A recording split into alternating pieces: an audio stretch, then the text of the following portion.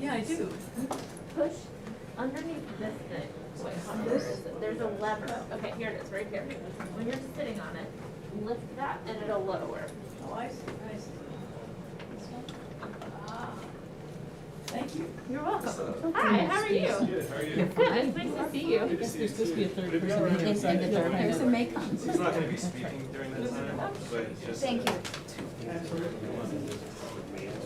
Okay. Perfect, Yeah. thank Do you you. mind if I sit? Yeah, all right.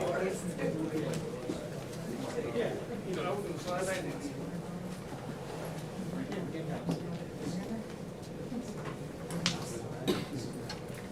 Okay.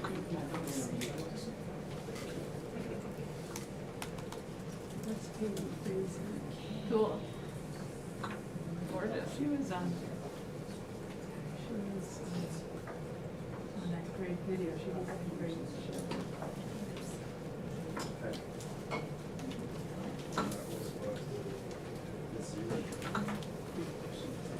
You know, you couldn't dance. You just found out. Nice.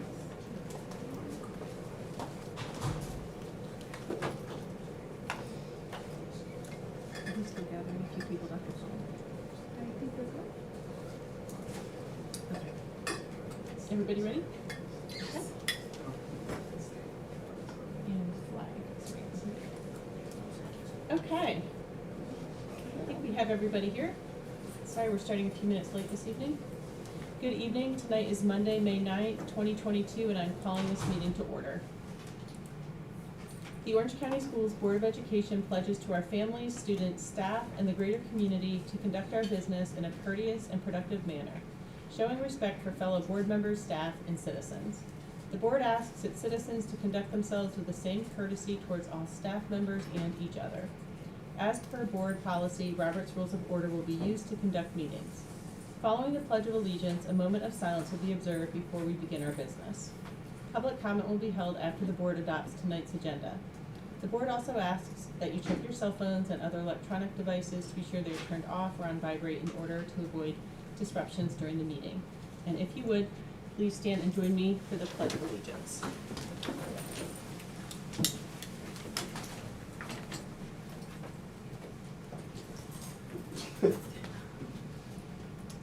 I pledge pledge allegiance to the flag of the United States of America and to the republic for which it stands, one nation, under God, indivisible, with liberty and justice for all.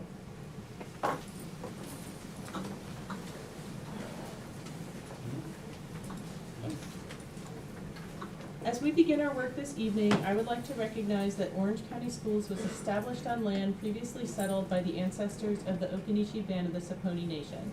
This board has made a commitment to honor and respect the heritage of Indigenous and all members of our OCS community, to work to undo decades of racial harm, and to build to the best of our ability a community that fosters a sense of belonging for all of our students so that they may thrive and succeed.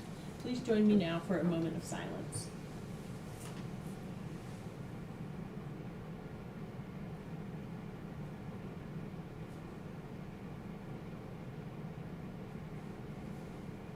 Thank you. Now I will pass to Dr. Felder, who's going to lead us in a recognition this evening. Indeed, I am. So good evening, Chair Doyle, to the entire board, to our students, staff, families, and other members of the community. Indeed, tonight we have one recognition, and that recognition is for Mr. Xavier Adams, a teacher at Orange High School, and known to his students as Mr. Xavier. As you know, Mr. Xavier was named the North Carolina Center for the Advancement of Teaching 2021 Prudential NC Beginning Teacher of the Year in a very special ceremony at the John W. Bardo Fine and Performing Arts Center on the campus of Western Carolina University on Thursday, February 17, 2022. He received a number of well-deserved prizes from the North Carolina Center for the Advancement of Teaching for this honor. He was also recognized at the February 21st board meeting.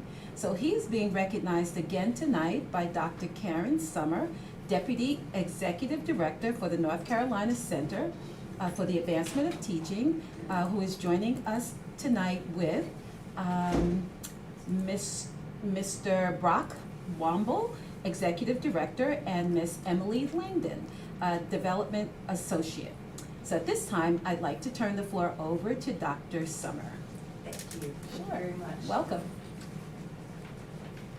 NCCAT, the North Carolina Center for the Advancement of Teaching, provides free professional development for North Carolina educators. And we do that every week throughout the year. About 3 years ago, we started a Beginning Teacher of the Year program to recognize and honor those beginning teachers. And boy, could you imagine, this was pre-COVID, so I cannot even fathom what it is like now. We knew that the stakes were high even then. So we've done this for 3 years, and essentially each district or charter school across the state may nominate one person who has had a solid, strong, successful first year of teaching. That teacher must be employed in the school district that second year when the nomination starts. And then we narrow down from all those 100+ nominations to regional finalists, where the regions select, and we end up with 27 finalists who come to Cullowhee for a week of professional development. What's fascinating is that these 27 finalists who know the stakes are very, very high. You mentioned the prizes. Through private donations and funding, we are able to offer those prizes for that beginning teacher winner. But during that week, they come together, and it was like watching a family, and it was fascinating to watch them cheer each other on as they went into their interviews. It was beautiful that week.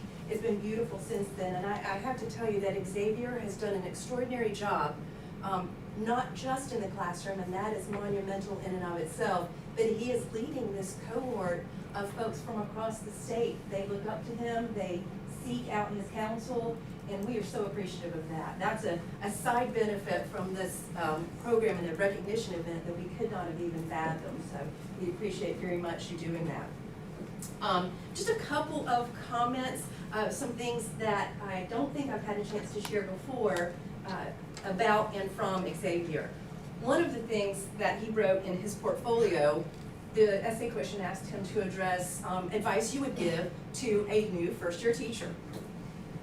And he said something that was really profound to me. For the most important part of your job, you are enough.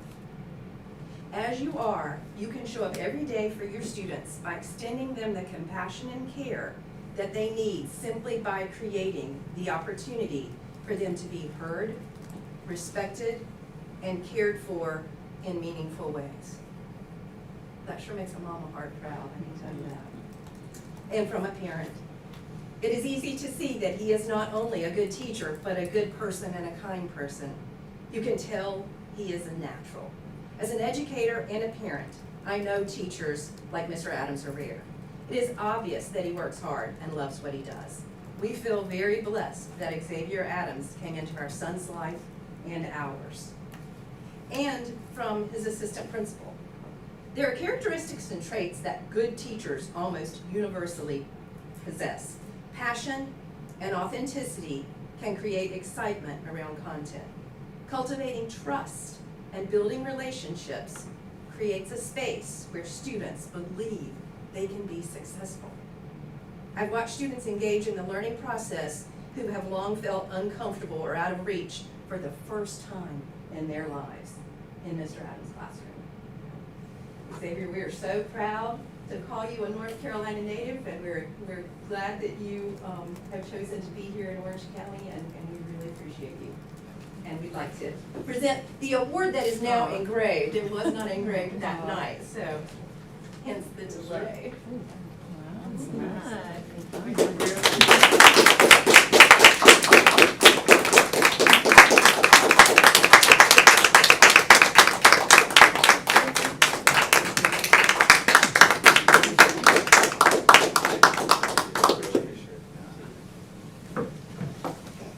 And you may notice that Xavier brought a student with him as well, so that's Yes. very, very exciting to speak to us. Absolutely, you do. First, I want to extend deep gratitude to Dr. Summer, Dr. Womble, Ms. Langdon for making the long trip all the way from Cullowhee. about a 4-hour trip, so I really appreciate and the ways that y'all show up for teachers, and I think it's a great metaphor too for what NCCAT does in terms of just going above and beyond for supporting teachers. And I greatly appreciate too that y'all are really investing in beginning teachers, because being a beginning teacher is a very difficult place to be, and just knowing that there's a place designated for teachers where we're cared for, heard, supported, invested in is really meaningful to me. I also want to thank the chairwoman, Ms. Doyle, as well as Dr. Felder, the superintendent of Orange County Schools, for the work that y'all have done, as well as the rest of the board as well. This evening, I've invited 3 of my students to speak to the board about their perspectives. Unfortunately, 2 won't be able to be here this evening, but part of the reason why I was interested in having them share their thoughts and reflections with the board is because each of them are seniors that will be graduating this school year, and I feel as though their perspective as folks that have kind of been brought up in the Orange County school system is something really worth listening to. When I think about students that are leaders, when I think about students that care for the people in their community, both in the classroom and more broadly in the school building, these students exemplify what I hope that I can be a part of as a teacher, which is a community that is willing to listen, to be there for each other through the ups and downs. And so I just want to elevate Ethan Horton, Samantha George, and Sherelle Myra, who Samantha and Sherelle won't be able to be here, but I just think very highly of these students, and I think I'm a better teacher because of their presence in my classroom. So I'm really looking forward to hear what Ethan has to say. Thank you.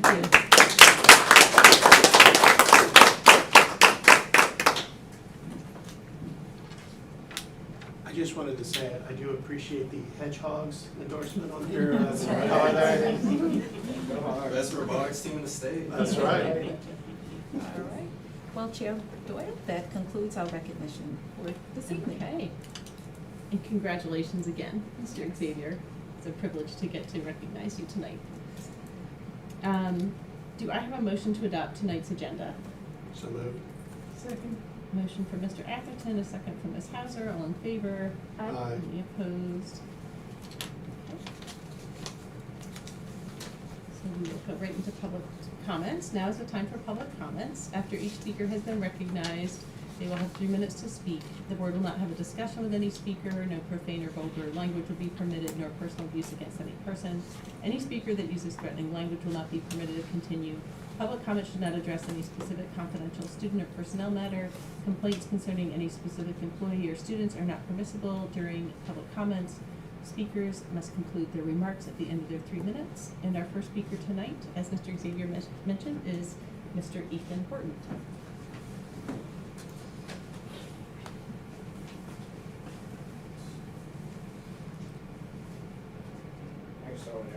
Yep. Good evening, ladies and gentlemen. My name is Ethan Horton. I'm a senior at Orange High School. During my years in Orange County Schools, I viewed this district primarily as a school district that wants the best for its students, teachers, and parents.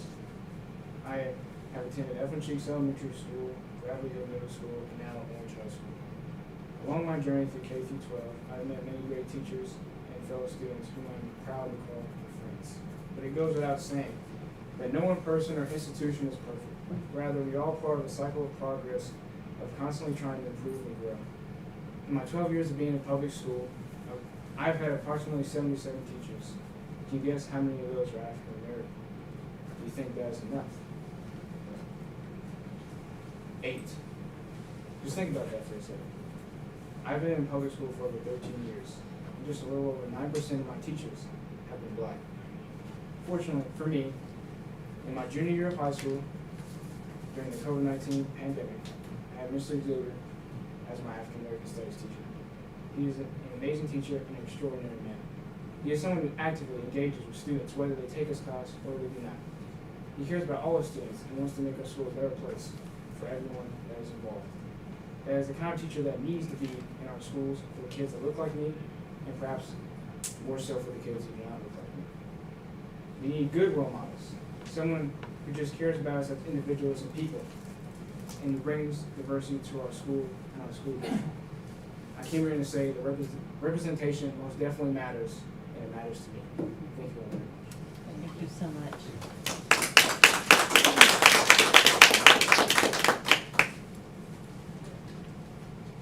Thank you so much, Mr. Horton. We have two more speakers, and I believe I've been told we're switching the sequence. Is that correct, Ms. Fulcher? I'm just gonna speak briefly. Uh-huh. Respectfully, we would like to request of the board chair to switch position of speakers between myself, speaker number 2, and Ms. Martinez, number 3, just for thematic. Okay. We're sort of co-speaking on the same thing, and it makes sense for her to speak first, since the issue was generated from herself, so. Okay, that's fine. If that suits the board. That's fine with me. Okay. I don't know if it'd be possible for me to speak as well. My name is Xavier, but I don't think I'm on the list, so if that's transgressive, then Yeah, I'm sorry, we have a sign-up process. Apologize. Ms. Martinez?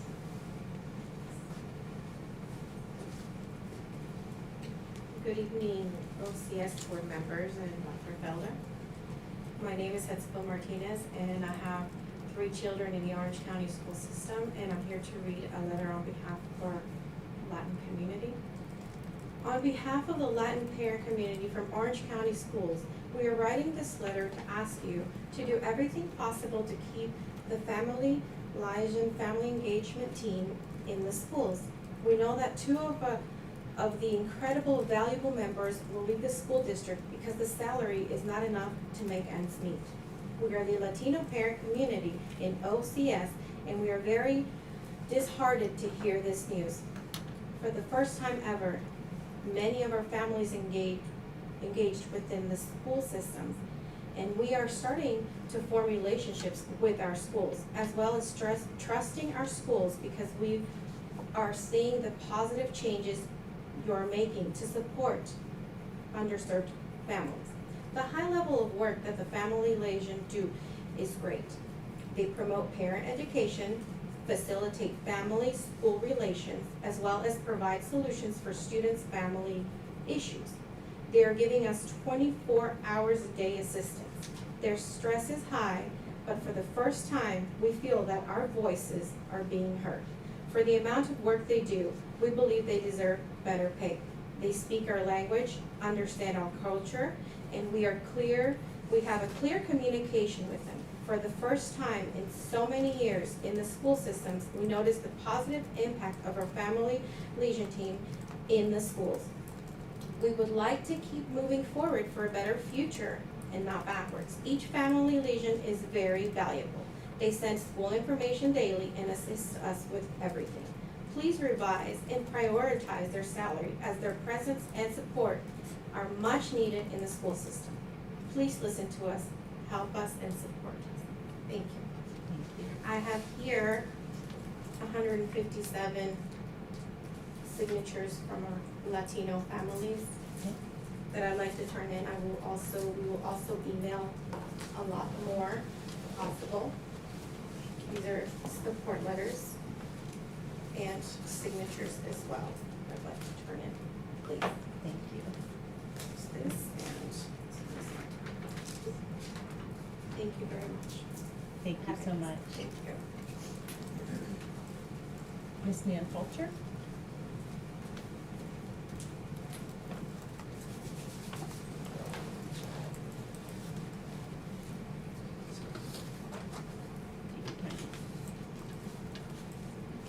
My name is Nan Fulcher, and I'm the president of the A.L. Standback Middle School Parent Teacher Student Organization, or PTSO. The members of the board may or may not be aware that several schools' PTSOs have been unable to recruit enough officers and may be forced to disband, perhaps permanently. People say this is happening because parents are so busy nowadays. I believe there's another factor at play, specifically the differences in language and culture that exist in our community. The Latino community has been grossly underrepresented in our PTAs and PTSOs, and I've been told that some families who might otherwise want to participate are worried about the limits of communication. No wonder PTSO activity is at an all-time low. That certainly seemed to be the case for Standback's PTSO. That is, until our family liaison became involved. our district specialist who facilitates school-to-home communication, and of course, in our district, that's primarily Spanish language. Once Mr. Bustamante began providing translation for the PTSO meetings, our attendance shot up dramatically, with fewer barriers, along with the generous spirit of Ms. Martinez, who just spoke, who agreed to serve as Latino community liaison to the PTSO. We have been working to optimize outreach to Latino families, and next year we will continue our planning to hear new voices and plan new special events. The PTSO recently had enormous success with the only event we've been able to hold in over 2 years, a campus garden workday with at least 30 people attending. Significantly, the vast majority of people who attended identified as Latino. The following week, for teacher and staff appreciation, our families provided a fantastic buffet of Latino specialty foods and snacks. Although our PTSO's success is noteworthy in its own right, I bring it to attention of the board to underscore how these family liaisons are truly contributing to this school community. And let's also underscore the significance of family involvement. The PTSO just being one example of how parents can connect. Family involvement correlates with academic progress and student achievement. Children are more motivated, they feel more connected to their school. And to build those relationships in this community, families need to be engaged in their home language.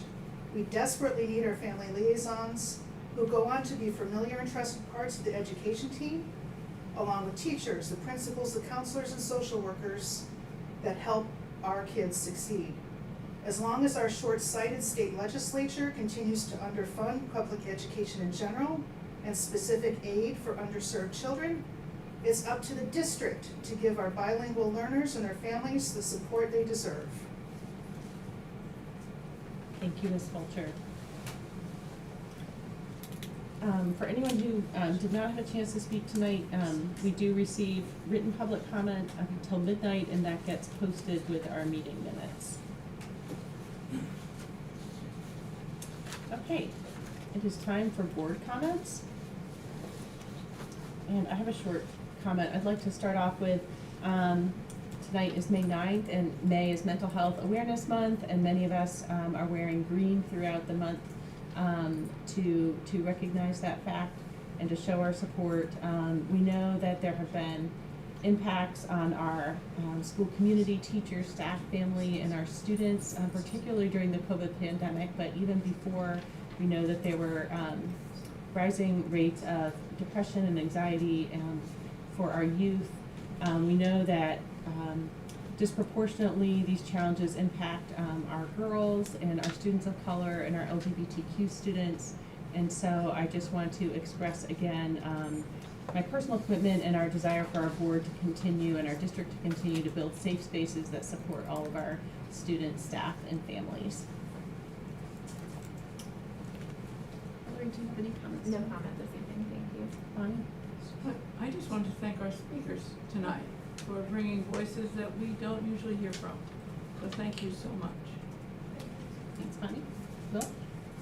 Thank you to the speakers for coming out. It's fantastic to hear. Just one quick one that I wanted to bring up was the Orange High School Theater Band with support from Strike Anywhere Performance Ensemble through a grant did a wonderful pop-up theater performance throughout different parts of Hillsborough, and it was phenomenal to watch. It was just amazing. I learned that they had got the grant to allow this performance. They originally were going to have 3 performances, but based on the weather, they ended up having 1. And we all had umbrellas, but it was just wonderful to see the interaction of history of Hillsborough at the same time, seeing the students and the bands and just the collaboration. It was just wonderful to see our students and the community engage in that way, and I just wanted to share. I hope we can do more things like that in the future. I do realize there was a grant, but it was wonderful to see. Thank you. Okay. So our next item is our consent agenda, And there are 5 items on our consent agenda. The first one is minutes, but I believe we are delaying those, Dr. Felder? That's correct. Okay, so, and we have a revised personnel report this evening. Also, another item is approving the monthly mask face covering recommendation, which is to continue what we have been doing through the end of the school year. There's also the Partnership Academy Alternative Learning Program DPI certification and school bus transportation fuel purchase contract. Are there any items that board members would like to move to the regular agenda for further discussion?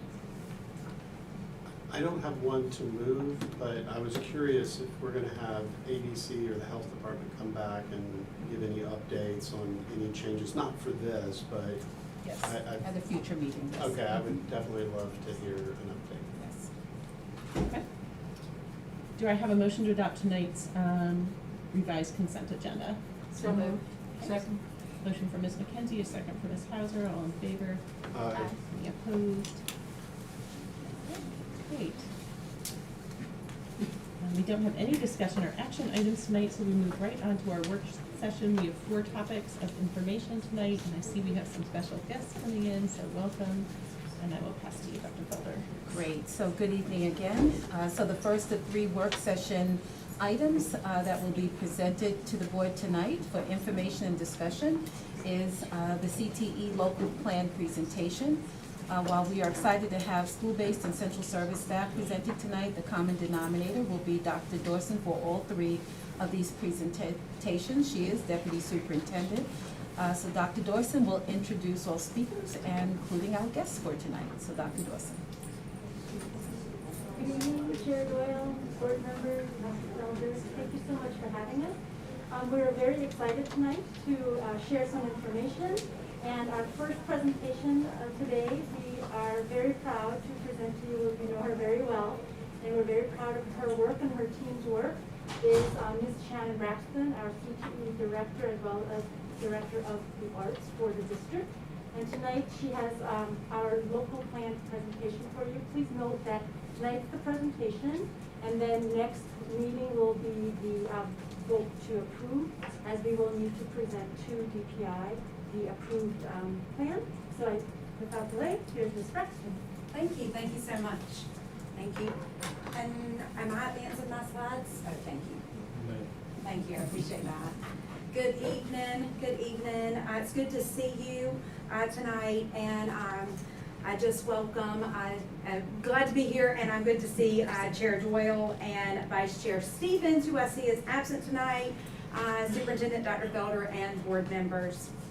So tonight, I am here to present. I'm sorry, turn. There we go, had to turn it on first.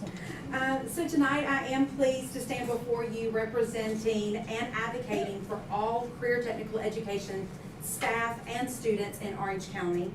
And it is that time of the year when we present the CTE local application, which is the district's planning documents and the application for CTE state and federal funds. Linked in the board abstract tonight are PDF copies of the local applications, part 1 and part 3. And once approved by the board and the State Board of Education, it will become an agreement between you and the State Board of Education. This is a necessary part of the State Board of Education's accountability to the General Assembly of North Carolina, as well as the United States Department of Education. The assurances that are in the abstract attachment signal the local public school unit's capacity to carry out the state and federal legal requirements and the policies during the time frame of the local plan. This local plan for Perkins 5 is a 2-year plan for school years 22-23, 23-24. At the next board meeting, this local application will be on the consent agenda for your vote. As stated, this is our local application to receive state and federal CTE funds. Once approved, we will have to follow Perkins 5 required uses of those funds. And we have planned for and meet these requirements as on your screen tonight. When the CTE local application is approved by the board and the North Carolina Department of Public Instruction, Orange County Schools will receive 3 pots of money. We will receive one, which is the months of employment, or MOEs, and that's the allotment provided to the district for the employment of our CTE staff. Each MOE, or month of employment, equals 1 month. For example, a CTE teacher that's a 10-month employee would be 10 MOEs. We receive dollars in 2 pots. One pot is 017 federal funds, and we get 014 state funds. I'd like to point out a couple of things on this slide tonight. Our federal dollars did increase in 21-22 slightly due to the reallocation of unspent funds statewide during COVID. And state dollars have remained pretty consistent until last year, or this school year. In January of 2020, the state allotted additional funds specifically for the purchase of credentials. We received just under $52,000 extra January 27th, 2022. And due to some of our vacant CTE positions, we were able to convert some of our unused months of employment to dollars. I'd like to note that in the CTE Monitoring for Compliance audit in November of 2021, one of the recommendations from that audit was to continue to upgrade old and non-compliant equipment, and using those unused months of employment really helped us get some of that work done this year. To ensure that our CTE offerings and opportunities and budget expenditures all stay relevant and connected with the industry, legislation requires that we have a business advisory council. Our business advisory council chair is Mr. Ty Lin. He is the co-founder and CEO of Active Solutions, and he serves on the Chapel Hill Town Council. We also have a vice chair, Ms. Cte Lucas, who was not able to be with us tonight, but sends her regards. She is the vice president for external affairs for the Chamber for the Greater Chapel Hill Carborough. We also want to make sure that we show appreciation to our formal Business Advisory Council chair, Mr. Jim Parker of Summit Engineering, for his many years of service. We've hit the ground running with this new chair and this new vice chair. We already had a great working relationship with their instrumental work in our inaugural program of the Summer Careers Academy. Our relationship with Cte Lucas dates all the way back to 2019, when the county commissioners commissioned the skilled trade study. And so the Summer Careers Academy is that new registered youth pre-apprenticeship program in joint partnership, Orange County Schools, Chapel Hill Carborough City Schools, and that funding comes from the North Carolina Education and Innovation Work Commission, and we got matching funds from the William Keenan Charitable Trust. I want to share a special appreciation to Mr. Wynn for being with me tonight, and all the leadership in initiating the work that has resulted in the creation of the Summer Careers Academy. It was one of his visions that is making this opportunity available for our young people. And so just to share a couple of words from the Business Advisory Council, Mr. Ty Lin. Good evening, everyone. Thank you so much for having me. It's a pleasure and an honor to be here speaking to you tonight, I guess in my role as chair of the BAC, as we call it. And I think it's fitting that we're called the BAC colloquially, because it seems to me that we're the backbone of our local workforce, helping prepare the next generation of talent for driving our local economy. And that's one of our main goals in the coming years, is to really keep our CTE programs relevant, making sure that the programs and the pathways that our school systems are offering are meeting the demands and emerging needs of our local labor market. As I'm sure you all are aware, we have a lot of very large employers coming to the region with loads of new technical focused jobs, and we want to make sure that our programs are matching those needs going into the future. And one of the biggest initiatives coming out of that is the Summer Careers Academy, the SCA, as we like to call it.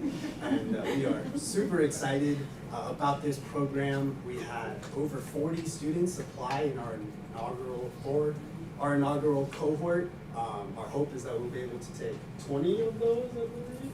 20?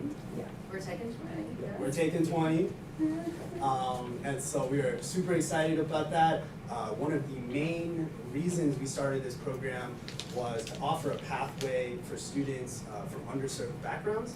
And I don't know all the numbers off the top of my head, but I do know that a majority of our applicants were students from these backgrounds. So we know that the need is there, we know that the interest is there. We have over 20-something employers, local employers signed up to participate with more at the ready to take on students. We actually had more employers than, the students and funding and all that, but that's all the details. That's Shannon's job, not mine. But I'm just here to extend my thanks for your partnership tonight. We, are using your facilities for the Summer Careers Academy, and without that partnership, it wouldn't have been possible. So I thank you for that, and we will continue to ask for your support going forward, and that support will be essential in our success and helping these students drive our local economy. Thank you. Thank you, Mr. Mayor. I'm just gonna say something. Shannon, we didn't practice this. I just wanna share a special appreciation because I've been in this business a long time and helped actually to create such initiatives, but I didn't get to work as closely, and Shannon was our representative, and thank you for that, Ms. Braxton. But to watch his leadership and how he pulled together true grassroots initiative, it was an exemplar of how this type of work should and can be done. So I just wanted to say thank you very much and really supporting our equity work as well. Thank you.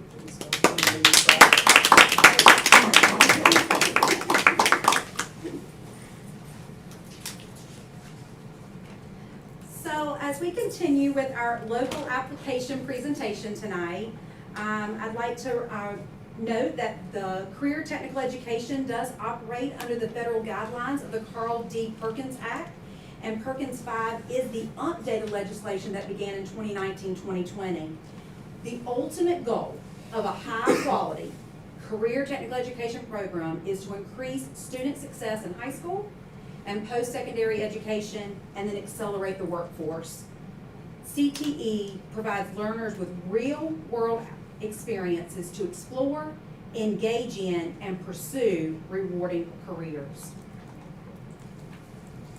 This screen is our quote, "A picture speaks 1,000 words." I got 12 pictures on this slide, so this is 12,000 words, and this shows our why. Our why for Orange County Schools Career and Technical Education, it's all about our students.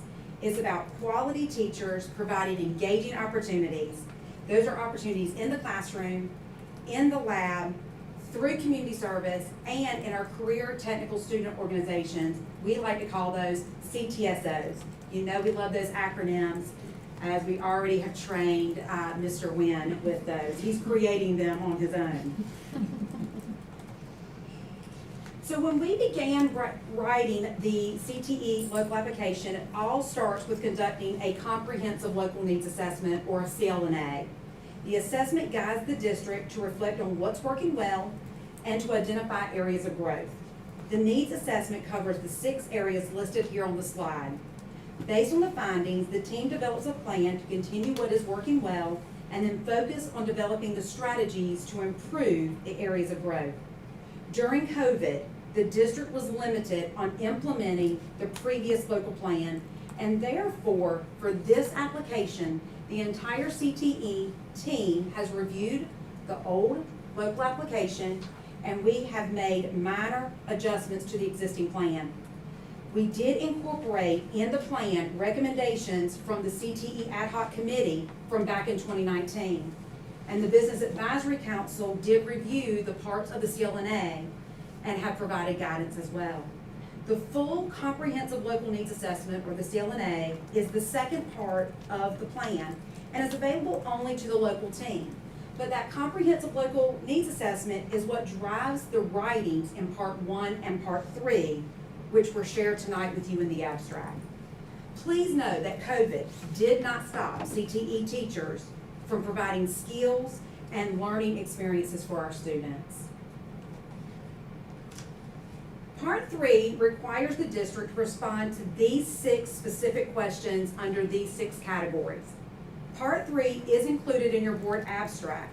For tonight's presentation though, I'm going to be focusing on part 1, which is the part with our 8 performance indicators.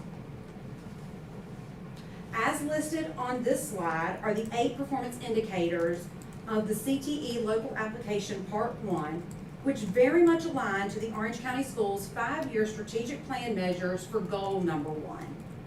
The next slides will highlight the data, the district benchmark and state goals, and an indicator description, and just a couple of strategies for each of these 8. In the board abstract, you have the entire part 1, which provides all the data and all the strategies. Each of these performance indicators are based either on CTE participants or on the Cte Concentrator count. In school year 2020-2021, we served in Orange County Schools 1,263 middle school students and 1,690 high school students, for a total of 2,953 students. And of those students, 329 are CTE concentrators. This slide is provided for you. You can, it's a little small on the screen tonight, but this is our unduplicated enrollment in grades 6 through 12 by race and gender. I will have you note that 2 columns are missing due to the low numbers. And so if you're using your math skills tonight, those numbers aren't going to equal up to that column on the far right. And just to remind you, who is a CTE concentrator? What makes a student a concentrator? If you look at this course pathway on the slide tonight, they are high school students who complete the concentrator course. Most of our concentrator courses are the 2nd level of a course pathway. There are a few pathways in Orange County Schools that take 3 courses to get to the concentrator course. In this example on your screen is a 2-course pathway. There's the prerequisite and then the orange labeled course, which is the concentrator course. Once the student completes the concentrator course and passes that course, they are labeled a concentrator if they have the prerequisite. In a 3-course pathway, they would have to have the foundational prereq, then the prerequisite, and then the concentrator course. On this slide is also a link to the North Carolina Career Management System that gives you all CTE pathways in the state of North Carolina, and then a link to Orange County Schools website that has the course pathways just for Orange County Schools that we offer. So let's get started with our 8 indicators. Indicator 1 is the 4-year graduation rate, measuring the graduation rate of our CTE concentrators. Note that Orange County Schools CTE exceeds the benchmark and the state goal. And for all CTE students, career development coordinators continue to work to create career development plans and work with counselors to ensure students have the right courses for graduation.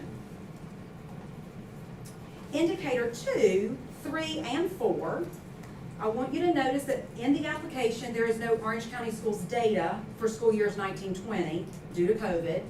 And in 2021, we were back in school, but COVID was still, had some restrictions that impacted CTE classes in hands-on activities, CTSO participation, and in turn, data on these required assessments. Orange County Schools is not meeting the district benchmark or state goal on indicator 2. This indicator measures students that earn proficiency of a level 4 or 5 on their English 2 end-of-course test. These students must have earned their CTE concentrator status by the end of their 10th grade year to be included in this data. To increase this percentage to meet benchmark and state goals, Orange County Schools Career Technical Ed will review district data to identify students that need additional support, and we will incorporate Newsella, writing, and vocabulary strategies into our lessons. Indicator 3, again, Orange County Schools is not meeting the district benchmark or the state goal. This indicator measures students that earn proficiency of a 4 or 5 on either their Math 1 or Math 3 end-of-course test. The student must have earned CTE concentrator status by the end of their 11th grade year. To increase the percentage to meet our goals, CTE teachers will review district data to identify students that need additional support, and CTE teachers will incorporate math strategies in lessons that align using the assistance of our mathematics department. We have already begun work with our math district facilitator to connect CTE course standards to math strategies and will provide instructional support to our CTE teachers throughout the year as they scaffold those strategies for their CTE students. Indicator 4 is Orange County Schools is meeting the district benchmark and state goal.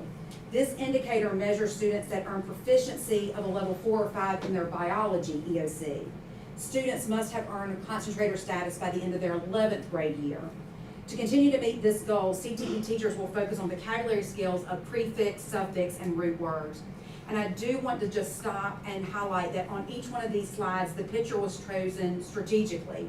These are our CTE students that are using this type of data in those classrooms. So that is not in the biology class, that is in the ag, animal science class. Brenda would really love this. Indicator 5 is CTE concentrators 1 year post-graduation, and we're looking at these CTE concentrators 1 year post-graduation. Are they in a post-secondary school? Are they employed? Or are they in the military? Our career development coordinators and CTE teachers contact every CTE concentrator in early spring and ask a series of questions 1 year post-graduation. Orange County Schools meets this indicator. To continue to meet the indicator, we will continue to use our career development plans and senior surveys to collect student contact information, and they will be updated during the senior year. And students will be encouraged to participate in College and Career Promise courses, or CCP, so that they can begin earning post-secondary credit before leaving high school. Indicator 6. This indicator is for our non-traditional program enrollment. Notice that we are slightly missing our benchmark and state goal. This indicator measures CTE concentrators in concentrator courses designated as non-traditional pathways. There is a state chart that outlines the courses and the non-traditional gender. In our county, in Orange County, we offer non-traditional for female in all 4 of our ag pathways: core construction, Adobe, fire tech, law and justice, woodworking, and Project Lead the Way engineering. For males, non-traditional are our Foods 2 class, our apparel, accounting, Excel, and hospitality and tourism. We have several strategies to reach our benchmarking goal. One of those is to recruit, hire, and retain non-traditional staff in these identified pathways. Seek non-traditional mentors and guest speakers, job shadowing and internship opportunities. Support non-traditional students that are in a level 1 class so that they continue to that level 2 concentrator class. And also collaborate with Durham Tech. They have just received a grant through the National Science Foundation called The Power of Us. And the whole purpose of that grant is to promote females in male-dominated pathways. Indicator 7. This data is extremely hard to look at. It's extremely hard to look at because Orange County Schools does provide credentials. COVID, remote learning, and hybrid settings really hit this performance indicator hard. In 2018, on this slide for performance indicator 7, we were at 10%. In 2019, we dropped to 5.2. And this year, this credential for 2020, 2021, we were less than 5%. This indicator measures CTE concentrators' achievement of industry-recognized credentials outlined by DPI. Last school year, only 17 industry-recognized credentials were offered, but 239 individual student credentials were earned. Our data as of today for this school year shows that we have 381 individual student credentials this school year. The school year is not over, so more credentials are still being offered, still more credentials are going to be earned. This semester, thanks to that January 27, 2022 allotment of just under 52,000, we have increased the credentials that we're offering to 33 credentials. A couple of strategies to continue to strive for this goal is we're going to begin offering a credential in every level 2 CTE course, just as we're doing right now in the spring semester. We're going to ensure that our CTE teachers are prepared to offer that aligned credential at every level two class they teach. And we're gonna ensure that the credential we offer is on that specified listing from the Department of Public Instruction on their credentials by course document. These are the 33 industry recognized credentials that we're offering this spring semester, thanks to that increase of funding. I just would like to take an opportunity to note that these are not specialized credentials for students in high school. These are the industry recognized credentials that employees are taking in the industry, and our high school students are taking those credentials. Last performance indicator is performance indicator 8. And this too is a hard one to look at because COVID and remote learning has really impacted this indicator negatively. This is our student testing data in CTE. It measures CTE concentrators' technical attainment on CTE post-assessment and performance-based measures. We're gonna use these strategies to help improve the results, and that's to continue to have staff have pacing guides to ensure all standards are covered throughout the course of the semester. We're going to have staff incorporate those test-taking strategies and use those aligned release bank test questions to make sure what they're offering in the classroom aligns to those state CTE post-assessments and the performance-based measure. And we know that the strategies for improving literacy and math in indicator 2 and 3 is also going to positively impact this indicator as well.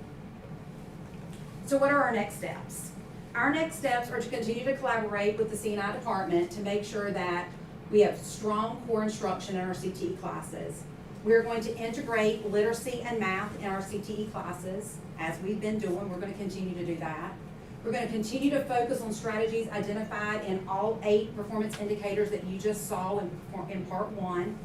And we're going to continue to seek the advice of that Business Advisory Council to stay relevant as we review course pathways.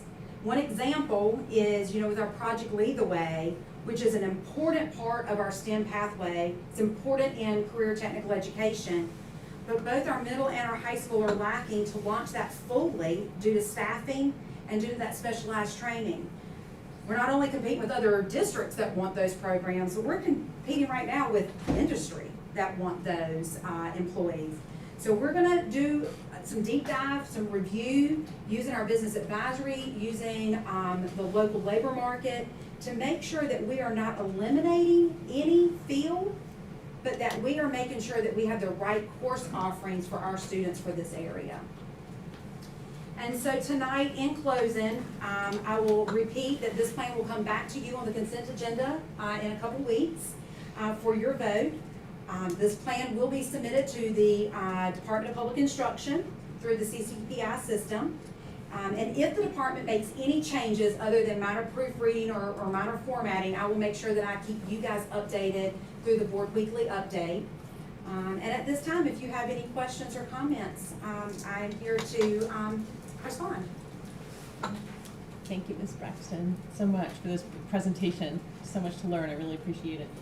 I have questions. I'm sure other board members do. If we can start with one each. Does anyone have one to start? Will?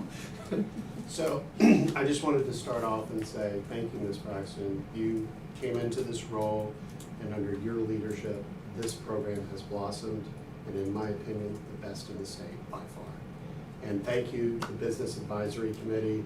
It's been my pleasure to represent the board and seeing where we're headed and all these opportunities for our students. It is wonderful to see.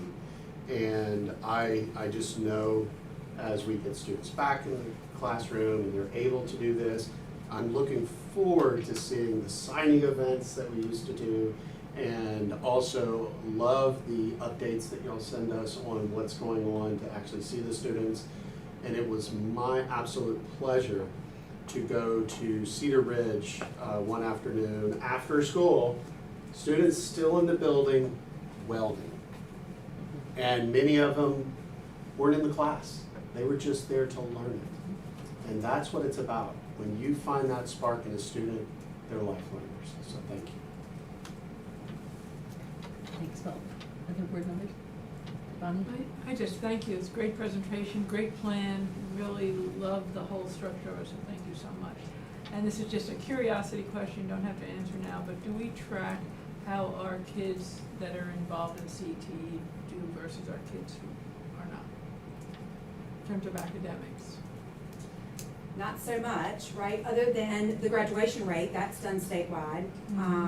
And then, of course, we do look, when you look in the CCIP system with performance indicator 1 through 8, you will see the data of our Cte concentrators. And I guess we could pull that up and compare that to the district data to do that, but that's not necessarily been something that we've done. It'd be interesting to see, because my guess is your kids are doing great. Hillary, do you have any questions? I just echo my thanks. We have come a long way in a short period of time, and I appreciate everyone who has put so much into this program. So thank you very much for a wonderful presentation. I have two questions. One, I'm really excited about the Summer Career Academy and that reaching a group of students and former students that we may not have reached successfully before. So again, I appreciate Mr. Wynn's leadership and your collaboration. I'm so excited to see how that continues to develop. I really appreciated the slide, I believe it was slide 26 for us on the demographics, because I was curious about that, and so I appreciate that you brought that in. And I was just sort of looking at trends in terms of increasing our female students participating in CTE and looking at some of our different student ethnicities. And so just kind of doing some rough numbers in my head, but do you have any comments on the trends or like ways that you were trying to build up certain populations? And I appreciate what you also said about wanting to partner with Durham Tech and their Power of Us program. Right, so that's a brand new program. They wrote that grant last year, and we were a part from the beginning on that, the Power of Us. That was something that Orange County Schools CTE Director, Chapel Hill Carborough CTE Director, and Durham Public Schools, since we are all served by Durham Tech, we're a part of that. We didn't actually write it, but we reviewed it, we gave feedback.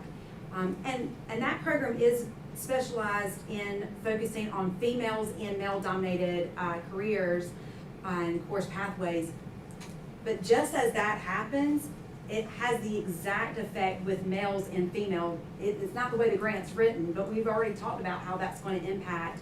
And they plan to partner here in Orange County Schools, Chapel Hill City Schools, and Durham Public Schools to bring those program areas to our schools and promote them here. And that's what it takes. That's what it takes here to promote the females, the non-traditional pathways, is promoting that. And so if you go back and look at the pictures, if you'd have given me an hour or 2 hours or 3, or a whole afternoon, there's so much I want to tell you. And it was very difficult for somebody to cut the words that I want to say, because I want to tell you the whole story about every picture on every slide.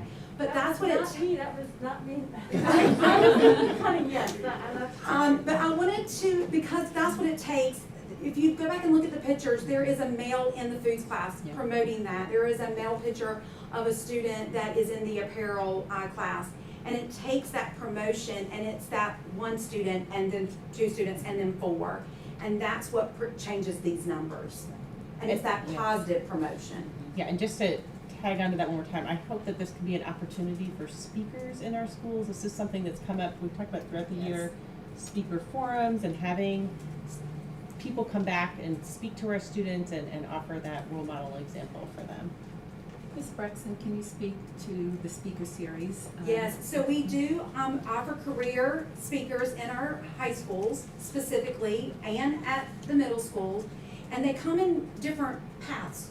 So our career development coordinators are always looking for career speakers, and they are then advertised to everyone, and they're usually done during flex time or during the lunch period, so that all students that can be a part of that. And then the career development coordinators target the students who have that on their career development plan, which is why career development plans are so important, because if they have a guest speaker that's coming in on a software program, any kid that has that on their career development plan, the career development coordinator can really reach out to those students, but it's promoted to all. And then of course each individual CTE teacher is challenged to find that local business that is connecting their students to industry and bring those people into their classroom. And so of course in that situation, it's offered to the kids that are in that classroom, not necessarily school-wide. COVID has impacted that quite a bit.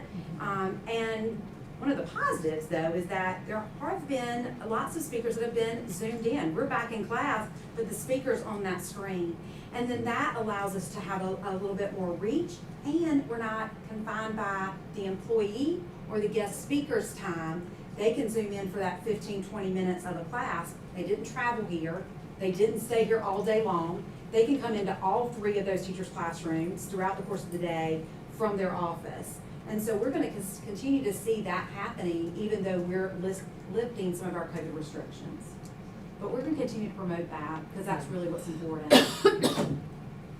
One point I'll make based on your question was, in talking to the students, especially like in FFA, that group encourages people to do other things. Like, for example, last year, one of the awards went to one of our female students for welding.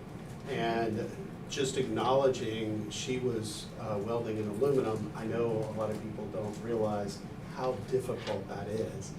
But it's just showing that some of these support groups that we have, that students are in, are helping that discussion and saying, hey, why don't you try it? Hey, there's a speaker coming in, or hey, have you considered it? So I see those because a lot of students said, hey, I wouldn't even considered it if I wouldn't have been in this group, and we discussed it and then tried it and then after school and said, hey, I want to try and learn more about this because I got the opportunity before I took the class to get a little hands-on. And at the Habitat dedication last Tuesday, it was highlighted that in that construction core class right now that's working on that house, there are 2 females.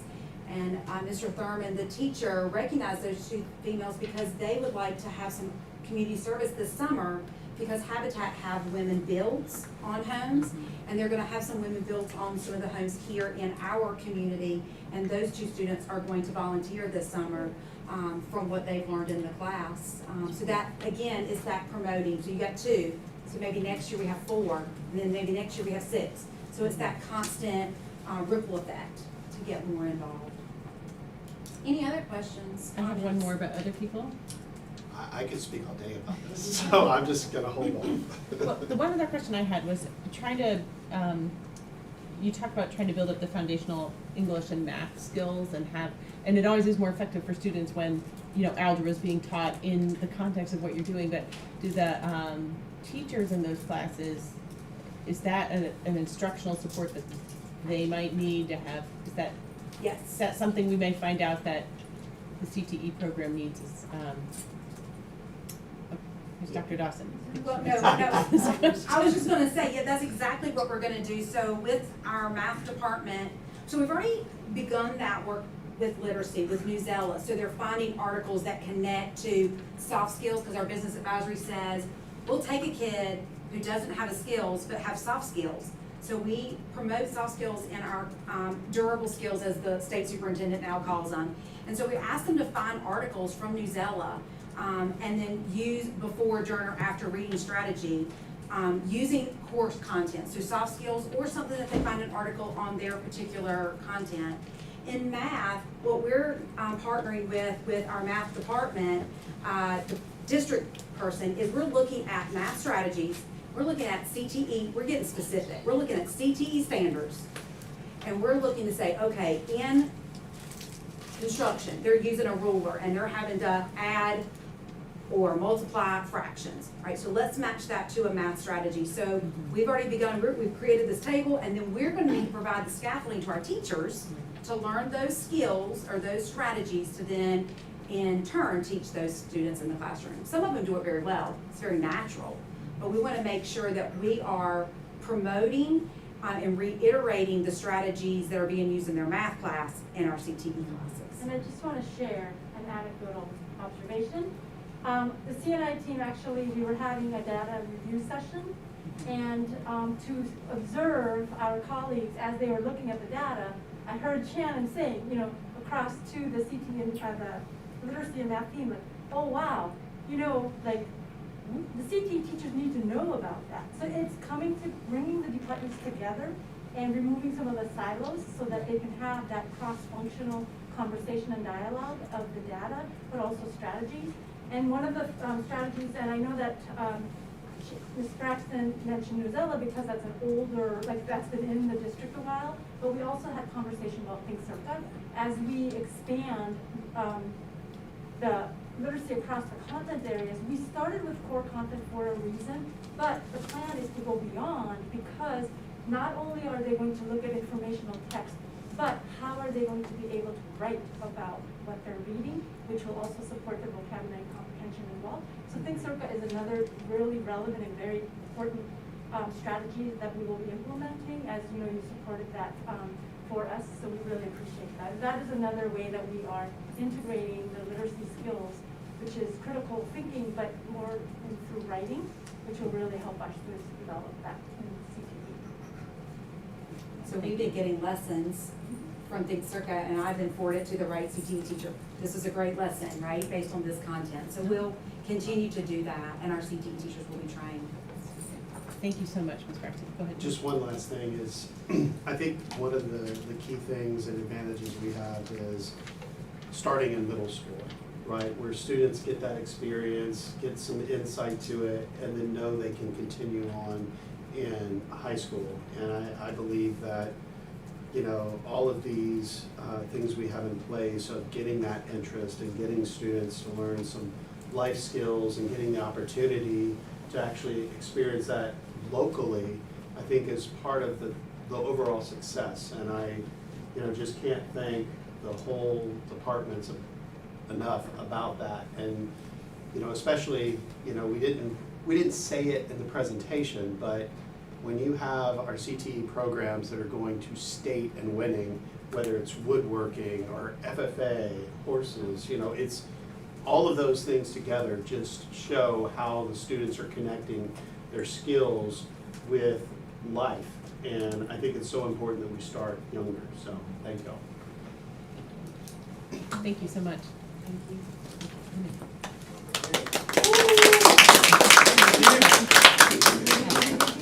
Thank you again, Ms. Braxton. Thank you, students, for your presence and support. Thanks for having me. Thank you. Good night. See you. So, I think next we have,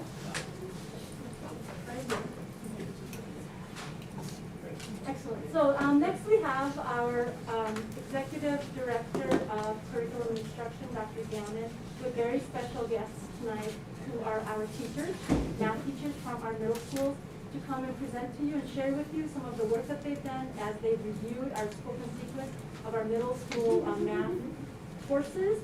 And so they're going to give you an update of where we landed and the process they used to come to where we are. So, Dr. Gannon. Okay, thanks. Thank you. All right, thank you all. Good evening. Chair Doyle, Dr. Felder, members of the board, our community. It's always tough following Ms. Braxton. I saw that on the agenda and I thought, so what I needed to do tonight was bring my squad here with me, some of our finest teachers. I'm just thrilled to stand here before you with them tonight. In recent years, Orange County Schools has worked diligently to restructure our middle grades math pathways to increase opportunities for all students to access advanced level math courses in the middle grades, as well as high school. So during the 2021-22 school year currently, leaders from across Orange County Schools district curriculum and instruction team, in conjunction with our middle school teams, which consisted of a cross representation, as you can see, of teachers, specialists, administrators, created a process for us to assess the current state of middle grades mathematics and its alignment to the new strategic plan. This evening, we are fortunate to have this team of talented and dedicated educators from across our 3 middle schools, as well as members of the district C&I team to provide an update. Claire Capps, 8th grade math, Math 1 teacher at A.L. Standback. Angie Stevens, in the back here, 8th grade math and Math 1 teacher at Orange Middle School, as well as Ms. Brittany Pinkney, who's a middle school math coach supporting Gravelly Hill and Orange Middle. Jennifer Parker, who you heard Shannon Braxton reference earlier with that cross collaboration, is our pre-K-12 math facilitator for the district. Ms. Parker cannot be with us this evening as planned, but I do want to take this opportunity publicly, and I think it's so critically important to thank Ms. Parker for her leadership throughout this process.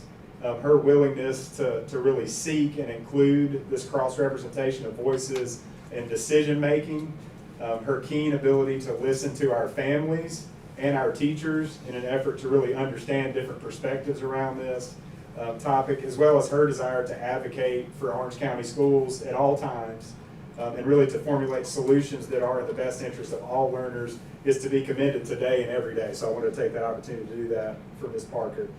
So this evening, our team will share, as we said, what our process is. There has been the revised course offerings for the 22-23 school year, and our rationale, as well as key considerations for this plan moving forward.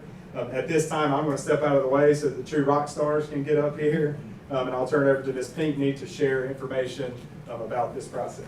Ms. Pinckney. Hey everyone, so the first topic we want to talk to you all about is the process we use in order to develop the course sequence. The course sequence was developed by a team that consisted of teachers from each grade level, principals, AIG teachers, math coaches, and district personnel.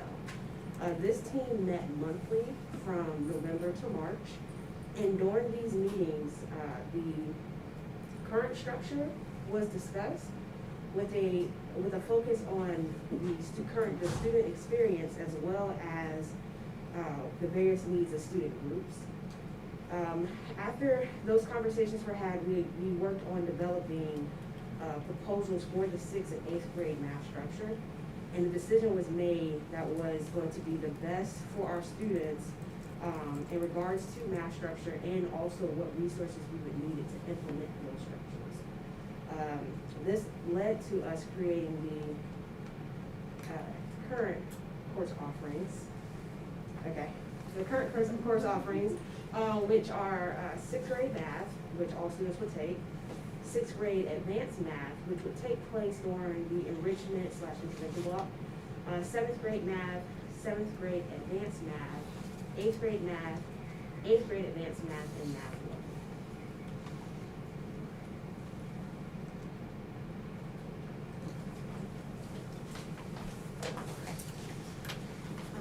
So this is kind of what's going on currently, is that all students will be enrolled in like Math 6.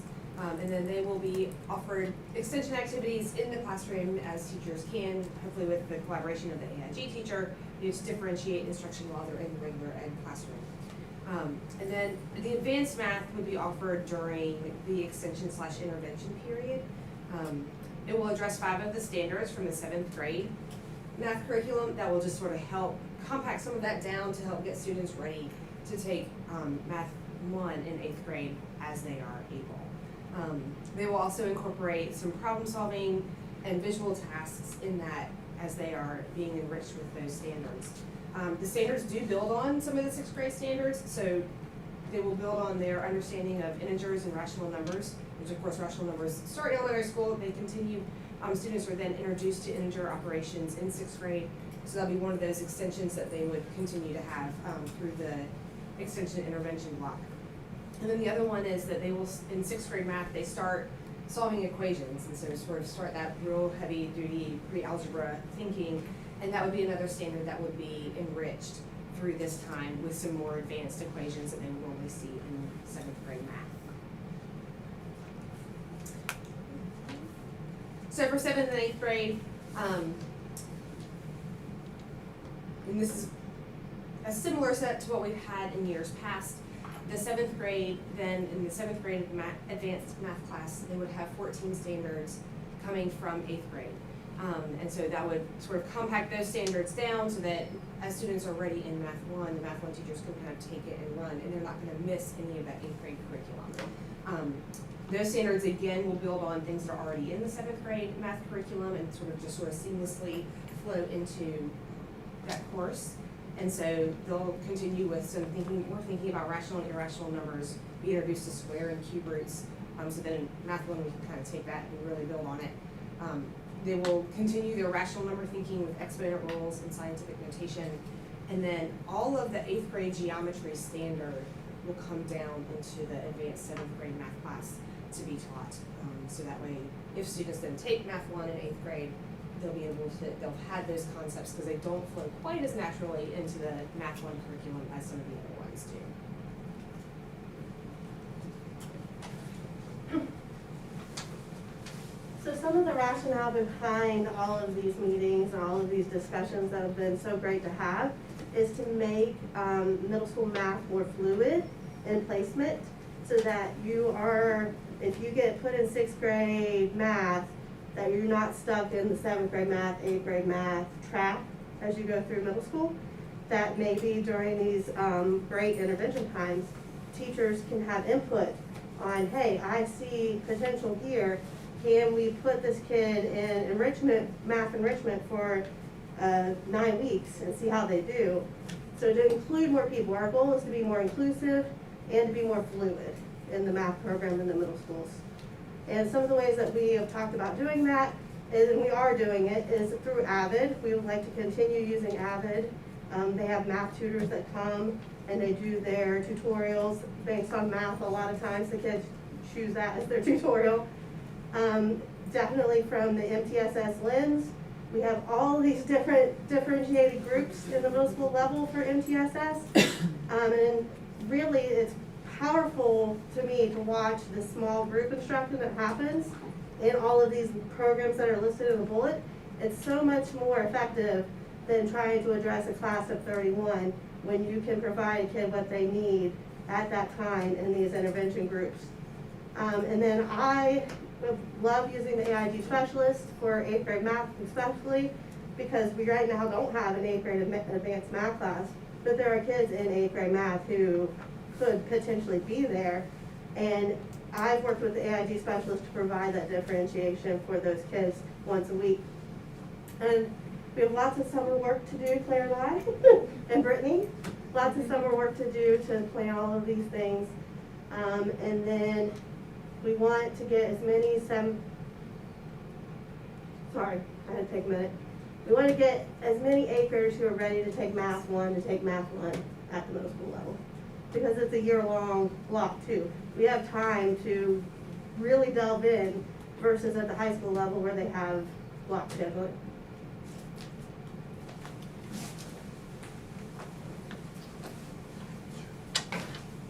So as our teachers have noted, some of the key considerations for this process were really what was the best interest for all students. And I know that we've heard this already this evening. I'm really wanting to create a pathway when students leave elementary school and enter middle school where they're not being tracked immediately out of options to take advanced level math courses as quickly as 8th grade. I mean, even in this case in 7th grade. But we also saw this year through this process that not having an advanced level course in 7th grade was also not meeting the needs specifically of groups of our students as well that really needed that foundational work to prepare them for Math 1 and then those advanced level courses in high school. So I think that we tried to find as a team really just the best approach that was going to hopefully get to the needs of all students across the board. And I think the huge part of this process that we want to make sure that we're clear about is this really starts at the core. Okay, and so this summer we have dedicated days where we're going to be working specifically around curriculum mapping. That work has not happened in Orange County Schools since 2015, 2016. So we do have our curriculum, our course guides that we're currently operating from, but we're now in the process of, we will be compensating teachers from across our schools to be working on updating revised curriculum maps in math specifically, and with a huge emphasis on middle grades math because, as our teachers noted, we want to make sure that we're not only mapping out our pacing for these courses, but we also want to ensure that there is that proper differentiation happening on a daily basis in core, where we're not just relying on an intervention block or that extension time to get those enrichment services. That should be happening not only in core, but also in that space as well. So that's going to be critically important. And then our AIG specialists, they've done a lot of work this year, professional development-wise, with them individually. They are also going to be brought into this equation, this summer that they are actually helping to create these pathways within that core curriculum so that students are getting that compacted curriculum. If they enter a 6th grade math class, we can help them get a lot of those advanced enrichment opportunities during their core time. And then as we see those nurtured students really start to show promise, they then would have an opportunity to go into some of those additional units later in the school year, which would happen during that enrichment time. So again, there's a lot of work to be done this summer, but that plan has already been mapped out. Those days have been mapped out. We do have teachers that are already invested in that work, as well as coaches, and so we're excited about that. I do want to also note, as far as key considerations, a lot of this is about communication, okay, and making sure that our families have a clear understanding of what we're doing, but also why we're doing it. So while this is an opportunity for us to communicate publicly, we also have shared information specifically with our principals who were very much a part of this process all the way through. They were actively involved in these meetings to ensure that not only is communication being blast messaged out to families, but that when we're having, whether it's rising parent nights, when we're having open house events, that the language going into this coming year that's being communicated from our specialists, from our counselors, from our administrators is one message. And so our goal tonight is to first get this information out publicly, to take questions that you may have, to go back as a team and huddle together and make sure that we're very clear on that messaging, and then to make sure that we're pushing forward with that from here. So at this time, we will take any questions that you may have. Okay. Board member questions, Will? So one experience that I've had, and others have had similar, is not so much the progression at the middle school, but what happens at the high school. Because if you don't take certain courses at middle school, you will not have the option to take it at high school. And I think that's very important to explain to the parents. And because if they're expecting their student, or their expectation is, hey, I want to take trig or whatever, and they realize, oh, if they don't physically take Math 1, they will not get that option because there's a prerequisite and you will not have the spacing. So I appreciate seeing the progression and getting the additional advanced math in there as well.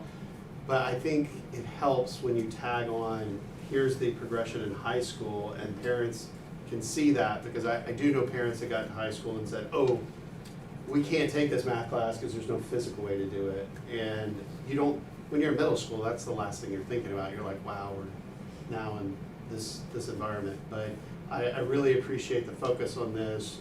You know, it's definitely one of the things that we hear in the community a lot is, hey, what are we doing to help math? And you know, I'm glad to hear the coaches and the discussions, and you know, appreciate all the focus on it. And if we can somehow get the high school part in there, just so people see the sequence, I think it'll help as well, just so remove that anxiety part. So thank you.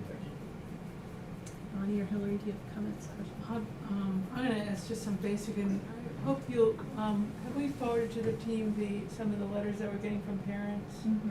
So, Yes. so you'll see those. I think that there's a lot of enthusiasm for what you're doing in terms of opening up advanced math to more students, and that's fantastic, so thank you for that. There are questions that are coming up about uniformity across schools, about subgrouping, and, you know, how are we defining subgroups? And so just inviting you to pay some attention to that. And then to your point about communication, because we don't report the scores and the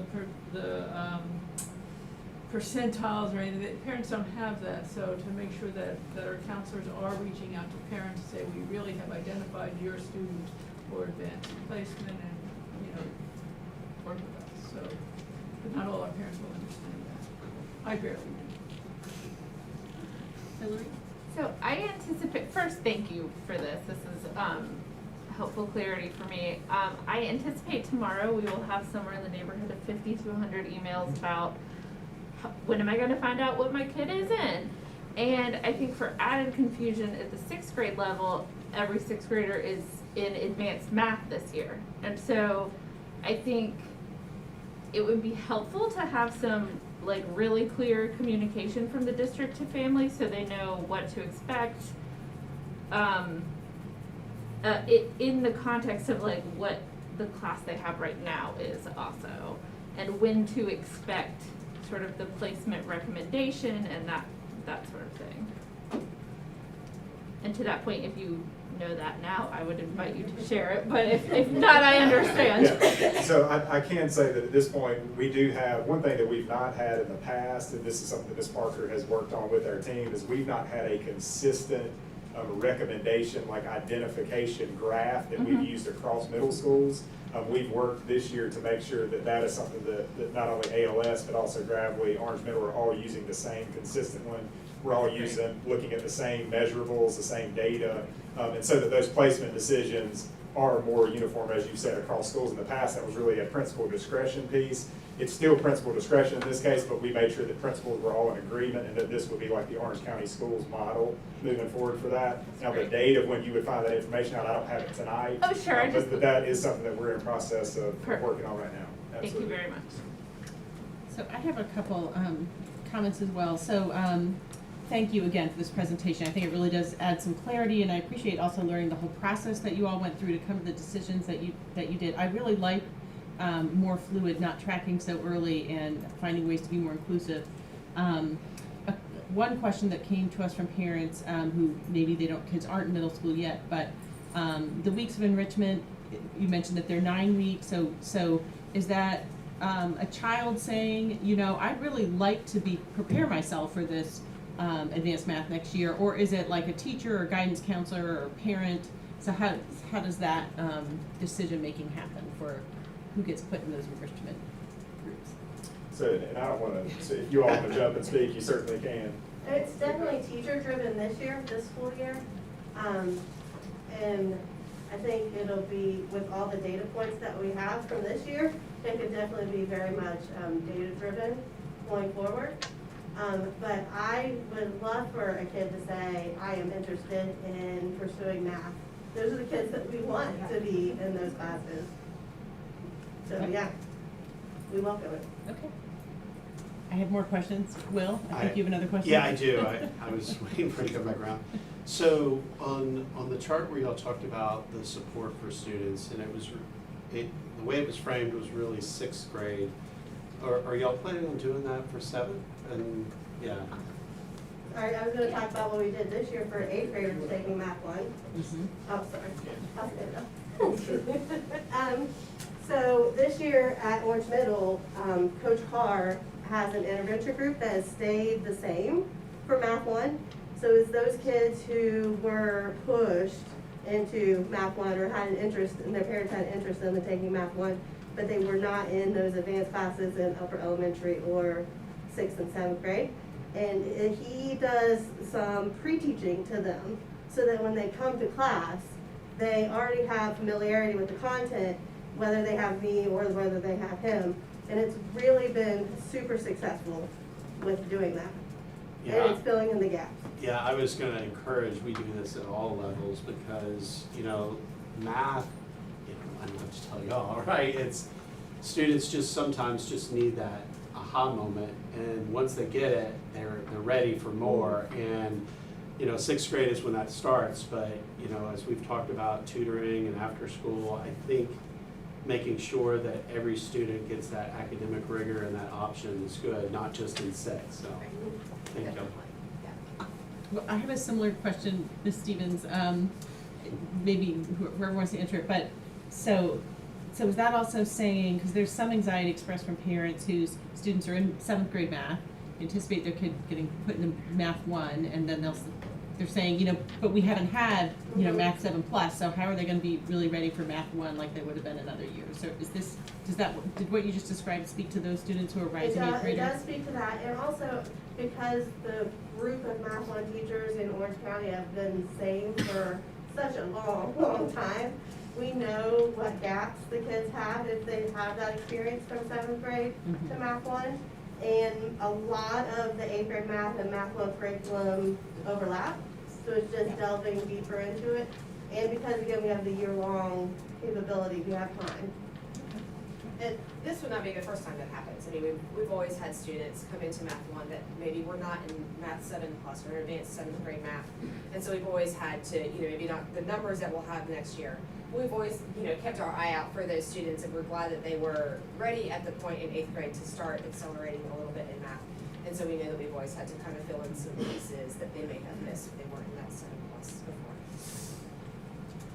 Other board member comments or questions?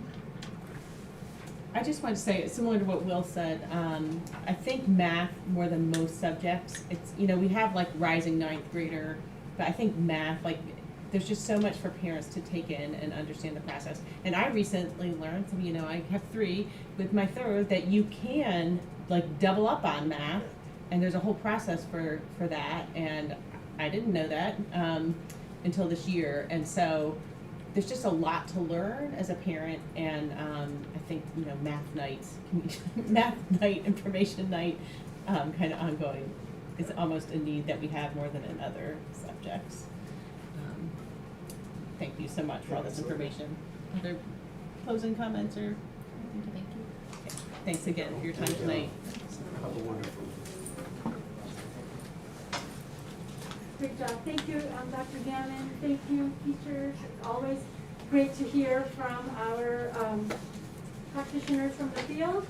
And thank you for allowing our teachers to do what they do best. Thanks for coming. And it's that just-in-time, right, instruction that we provide our learners as they are in their development, because we all peak at different times, right? So and why MTSS is so important, because it allows us that time to provide the just-in-time scaffolding and extra support and skills that they need to make sure that they're able to continue where they are in their class and to accelerate or to get that remedial attention that they need for continued growth. This has been like a great night for me, because I'm like, it's all about curriculum instruction, and it's all about CTE, science, math, all of my subjects. So tonight I'm going to actually present to you an update of STEM in Orange County Schools. And before I start, I just want to acknowledge Ms. Erin Denniston, who is our former pre-K through 12 science and STEM facilitator, who helped put together this presentation. And then, of course, she's under the support of Dr. Gannon, who will also help field questions together. But Ms. Denniston is not with us today to present, so I'm just going to present on behalf of the science and STEM team. So, I forgot another. Here we go. These slides are awesome. I wonder why. Okay, so just a little recap. And I know that there's been a lot of focus on switching from STEM to STEAM, because as we know, the arts are just as important. And it's not to undermine the importance of arts. Tonight, we're just focusing on the STEM portion as the update. So please know that we do value the arts just as much as we do the sciences. So just recapping, what is STEM? STEM is an acronym that stands for Science, Technology, Engineering, and Math, of course. And then science, it seeks to answer questions, right, about our natural world through observation and or experimentation. And science uses this information to make predictions and inferences. Math is the language of science, and science supports advances in engineering and technology. And technology refers to those things built, created, modified, or used to solve problems in human life. And as the term is used in common language, technology uses both math and science, as in turn used to advance science, math, and engineering. And as we know in this current day and age, everything is tech-based, more so than ever, and why this education is so important for our children. And then engineering is the process of solving these problems within a set of design constraints, and engineering applies our science, math, and technology to solve problems, and in turn used to solve problems that arise in these fields. And then math is also the language of engineering. And math is concerned with the logic of numbers, shape, quantities, and arrangement. Math is beautiful. That's just my math. Math is also called the science of patterns. Science, technology, and engineering are all dependent on math, and math is the language of STEM. But STEM is also known as strategies that engage minds. And in educational terms, that's another way that we practice the integration of 2 or more of these disciplines in a coherent way that allows connection between content and standards to become apparent. Just a little background on our North Carolina State Essential Standards. They were last revised in 2009, fully implemented in 2011, so it is time for us to get some new standards, which are in the process. And the next generation science standards, also known as, you'll hear it as either Next Gen or NGSS, has been adopted or is used to shape state standards in more than 40 of our states. And currently, NC is only one of a few states that do not use NGSS. Upcoming revision of standards are likely to change this though, and we're hopeful. Because Next Gen does have a heavy focus on engineering, and currently the state has adopted the use of science and engineering practices from the framework of K-12 science education, which will drive and inform Next Gen. And new standards will likely mean science instruction will need to be more STEM focused. So here are some instructional shifts that will be required as we increase the science and engineering practices. Of course, there is no greater part of science other than asking questions. It's through that inquiry, right, that we will learn more. And it's developing and using these models of questioning and defining problems, planning and carrying out, of course, the investigations. And I'm sure as you were growing up and learning around science, it was all about the science method, right? And then that includes analyzing and interpreting data, using mathematics and computational thinking. And then, of course, how are we communicating or constructing our explanations and designing solutions? And this is why we say that literacy is so important. And then engaging in argument from evidence, obtaining, evaluating, and communicating our information. So, if you notice, it's all very much literacy-based, critical thinking-based. And so that's why, you know, our content does not stand alone in isolation of each other. And some of our resources that we do have the science instruction, of course, based on the North Carolina Science Essential Standards and hopefully soon the Next Gen standards. We do have a lot of district-created science documents that are all located on campus, accessible to our teachers. And just a little bit recapping of what Ms. Braxton shared with us. CTE doesn't necessarily call them as far as like STEM in middle and high school because of course they're career and technical education. But what we do offer, we do have some of our Project Lead the Way biotechnology and ag in middle school that would fall under the STEM umbrella. And then of course high school we have Project Lead the Way and then health sciences. We are looking at, you know, how can we expose more of our students to more CTE STEM related CTE pathways in middle school to expose them to their options that they have in high school. So we are taking a look at that.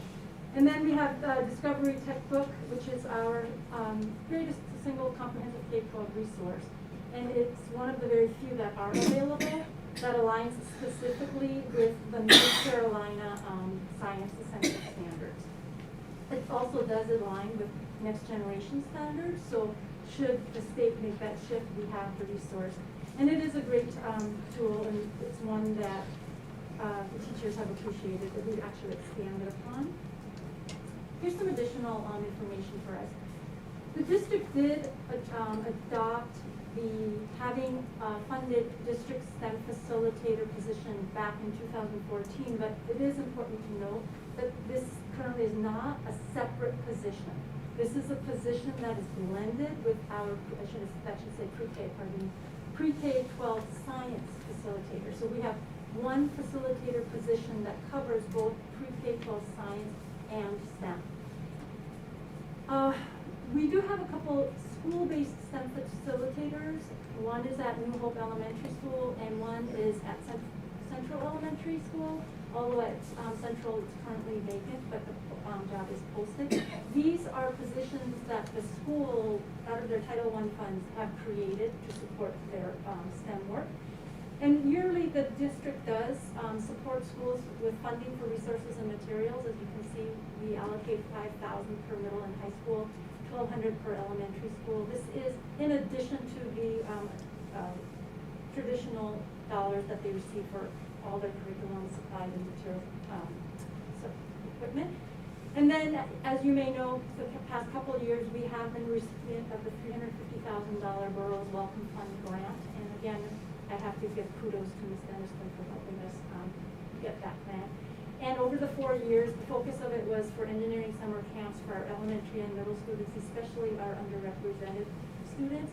And it was used to create and build a lot of our makerspaces in a number of our schools.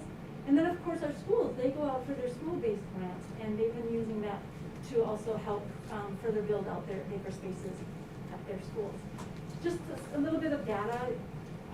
In elementary, over the years, 5th grade science scores are usually higher than reading scores. And in middle, over the years, 8th grade science scores are also usually a bit higher. And in biology in high school, this is the only course that is tested, and it tends to run lower than English 1 scores. And some of the data analysis and conversation and from some of our audits, especially from the literacy audit, what we've learned is that, you know, our students are doing better in science than reading, especially like in 5th grade, because they have the science vocabulary, they understand the science-specific standards that they're being tested on. Literacy, you know, they are being tested in materials that they're not necessarily familiar with, and so that poses different challenges, especially if our students don't have the background knowledge and context to understand the literature that they're reading to have to respond to. So we will continue to address the strategies we need to address that as we work to improve growth instruction. So what's happening now in our schools?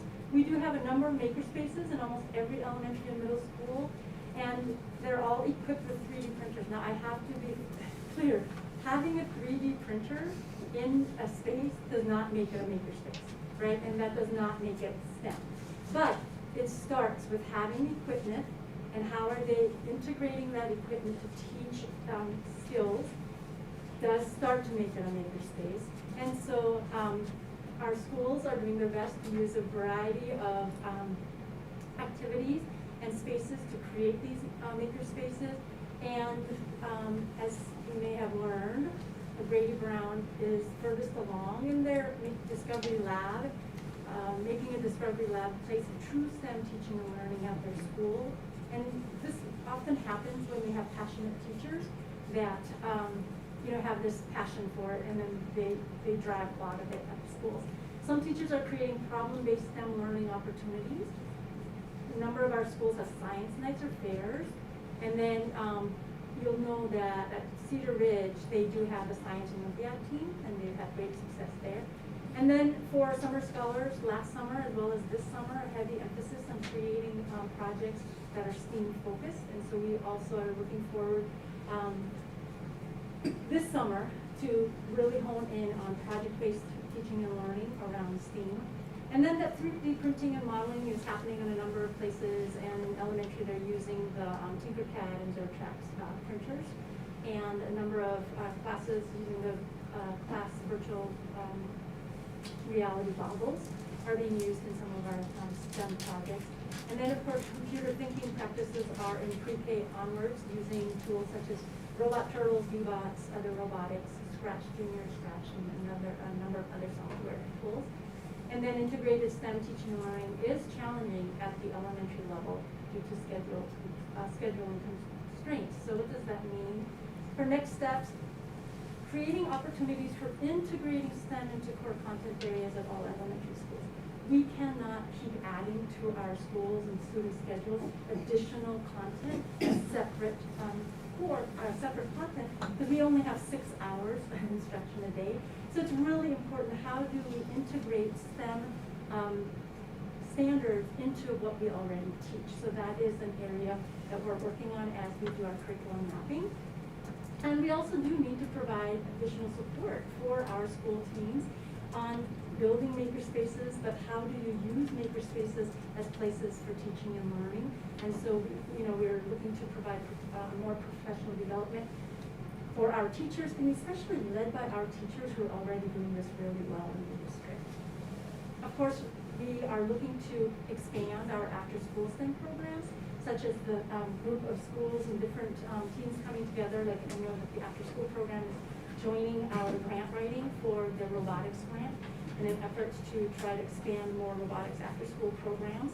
That's in progress now. And then Ms. Braxton shared this, how are we exposing our students to STEM careers, especially non-traditional fields for our non-traditional students? And so, just an example, how are we exposing our young ladies to the computer sciences? How are we exposing our young boys to nursing? Just as non-traditional examples there.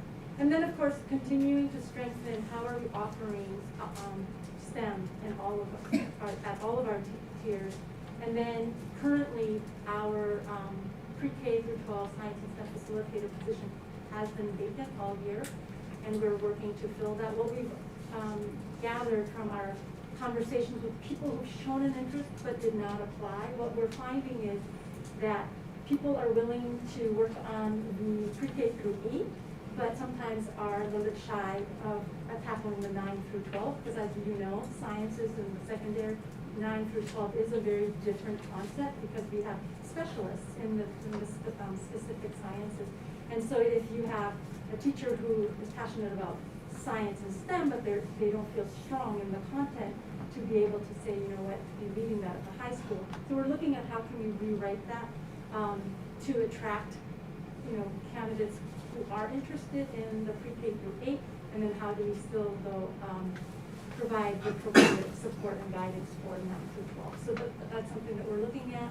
We'll be reposting that position and working to have that position filled before the end of the year. So that's a quick update on STEM and OCS. Thank you so much, Dr. Dawson. You covered a lot. Yes. Board members with questions? Will? You probably know my first question. Orange High School has an engineering program, and where are we with reviving it? I think last time we talked about it, there was some challenges getting certain teachers in there. Have we been able to? No? No, unfortunately, no. And that's what Ms. Braxton was mentioning in her presentation, both at our middle school and high school. We have not been able to keep our teachers. We get them, we train them, and then in a matter of short time, they're leaving. So it's been a very challenging challenge to try to strengthen and to keep that going. So I think it is, we do need to pause and we need to revisit, is Project Lead the way the best program to offer an engineering program? There are a number of other programs that are of quality that may pose less challenge because the training, while we need expertise, Project Lead the Way is very specific, right? And so I think this is where we work with our Business Advisory Council and seeing what, are the software programs and different engineering programs that are out there in the industry, and see if we shouldn't look at offering different engineering programs, because we haven't been able to. And it's been a number of years now, and like Ms. Braxton said, the competition is more dire, especially in CTE areas, because we're not only competing with schools, we're competing with industry. So I highly recommend, and that's something that Ms. Braxton and I have been having conversations with. And then also, especially in middle school, exploring some other options as well, because we've had a sub in there almost all year, which is not teaching Project Lead the Way. Yeah, because it did have aerospace opportunities in it, and it was really what I would consider the leading edge of doing that at a high school. So definitely I'm interested in hearing more about it, incentives or different programs, whichever, because I think when you try to put all of these things together from the elementary to middle, and then you get up to high school and it's not there. So I'll let others ask questions. Can you just clarify the elementary, because, in the beginning, I think Central in particular was designated as a STEM center of excellence. They don't have the staff there. I don't know if they're planning to continue that. And it sounds like you're bringing more STEM into all the schools. So what's the plan for Central? I think the parents are. So we as a district and a board have not discussed changing any themes of our choice programs at our schools. And Central is, their choice is STEM. As previously shared, I want to say about last not this past April, but a year ago past April, we shared ideas of exploring different ways that we can strengthen the STEM focus at Central Elementary. STEM, as I shared, actually is very broad.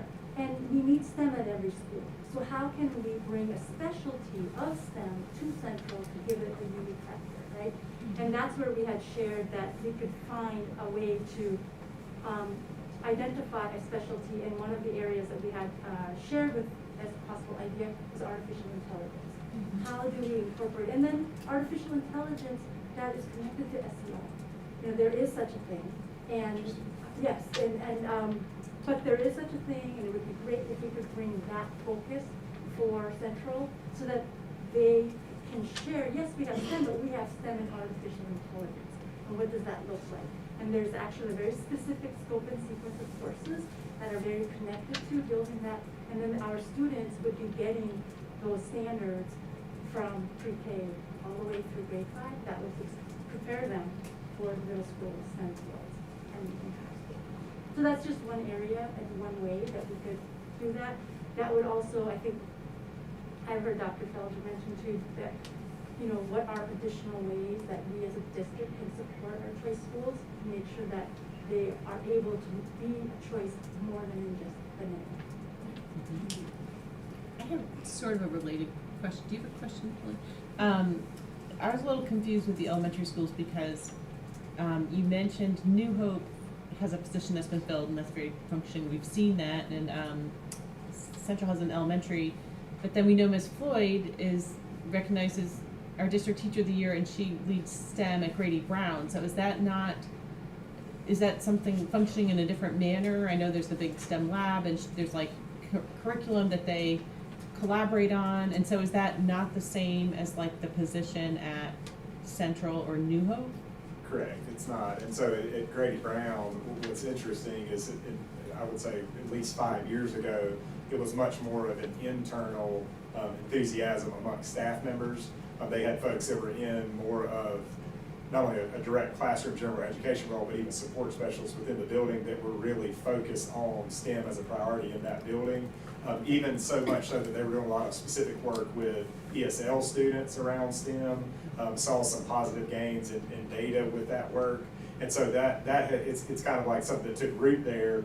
People have kind of left, come and gone. One of the folks that really started that work left and went to a different elementary school within our district, but it stayed and it remained there. And so Ms. Floyd, as you mentioned, we saw that through the Teacher of the Year process, that's just part of kind of her daily business.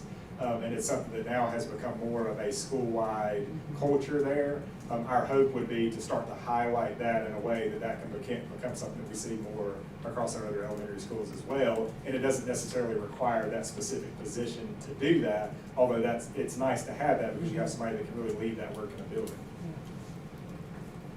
That's great. Other questions? Well? So a clarity question I had was, during the presentation, the wording was in almost every elementary on some of this. Are we looking to see how we make sure there's this opportunity in every school to make sure they have the access to the 3D printers, the software, and making sure that they have a way to get the supplies? Because the 3D printer is great, but if you don't have the material cartridges, then you can't do anything. And you know, when I think about equity and making sure that every school has access, do we have a plan on how we would make sure each school has that available and how we keep it going in the elementaries? That's identified as one of our next steps. Okay. To do exactly that. An inventory? Actually create, get a deeper understanding of where is each school, and then what is it that each school needs, and then customizing our support for those schools, and then using our best practice within our district to help, and then having a plan. How are we going to, and then the timeline for that? Because it's like computer science is the new literacy, right? Like our children, without the computer science literacy, they won't function.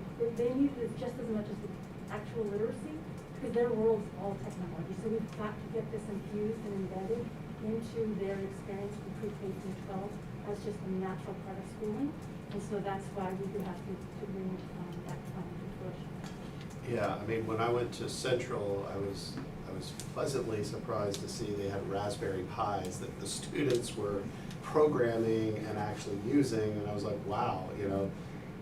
So, you know, I don't know how readily available that is to other schools, but, you know, seeing that level of technology at the start is really, really reassuring to know that these kids are gonna build off of that, if you will.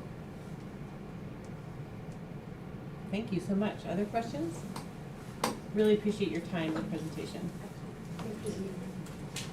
So, we can't forget all of our learners, right? And a group of our learners, they have special ways of learning and need different types of supports.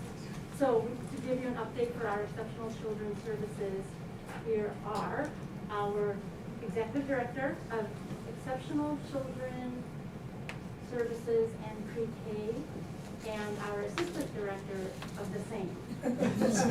So, I introduce to you Ms. Crimmins and then Ms. Dolnick, who will give us an update with our EC services. Great. Thank you. Good evening, Board Chair, Board members, Dr. Felder, community members, and staff members. I'm Connie Crimmins. I'm the Executive Director of Exceptional Children and Pre-K Services. Beside me is Mary Ellen Golnick, Assistant Director for the department. This evening, Ms. Golnick and I are going to provide you an update on several areas related to the Exceptional Children's Services. And we appreciate the opportunity to present to you this evening. One other thing, we are like veteran co-teachers, so we're gonna probably be modeling a lot of the best co-teaching strategy that is out there, which is paired teaching. So if we if we tag team on one another, please know that it's just how we do things. It's special ed. Special ed. So here's the list of topics that we're going to speak to you to this evening.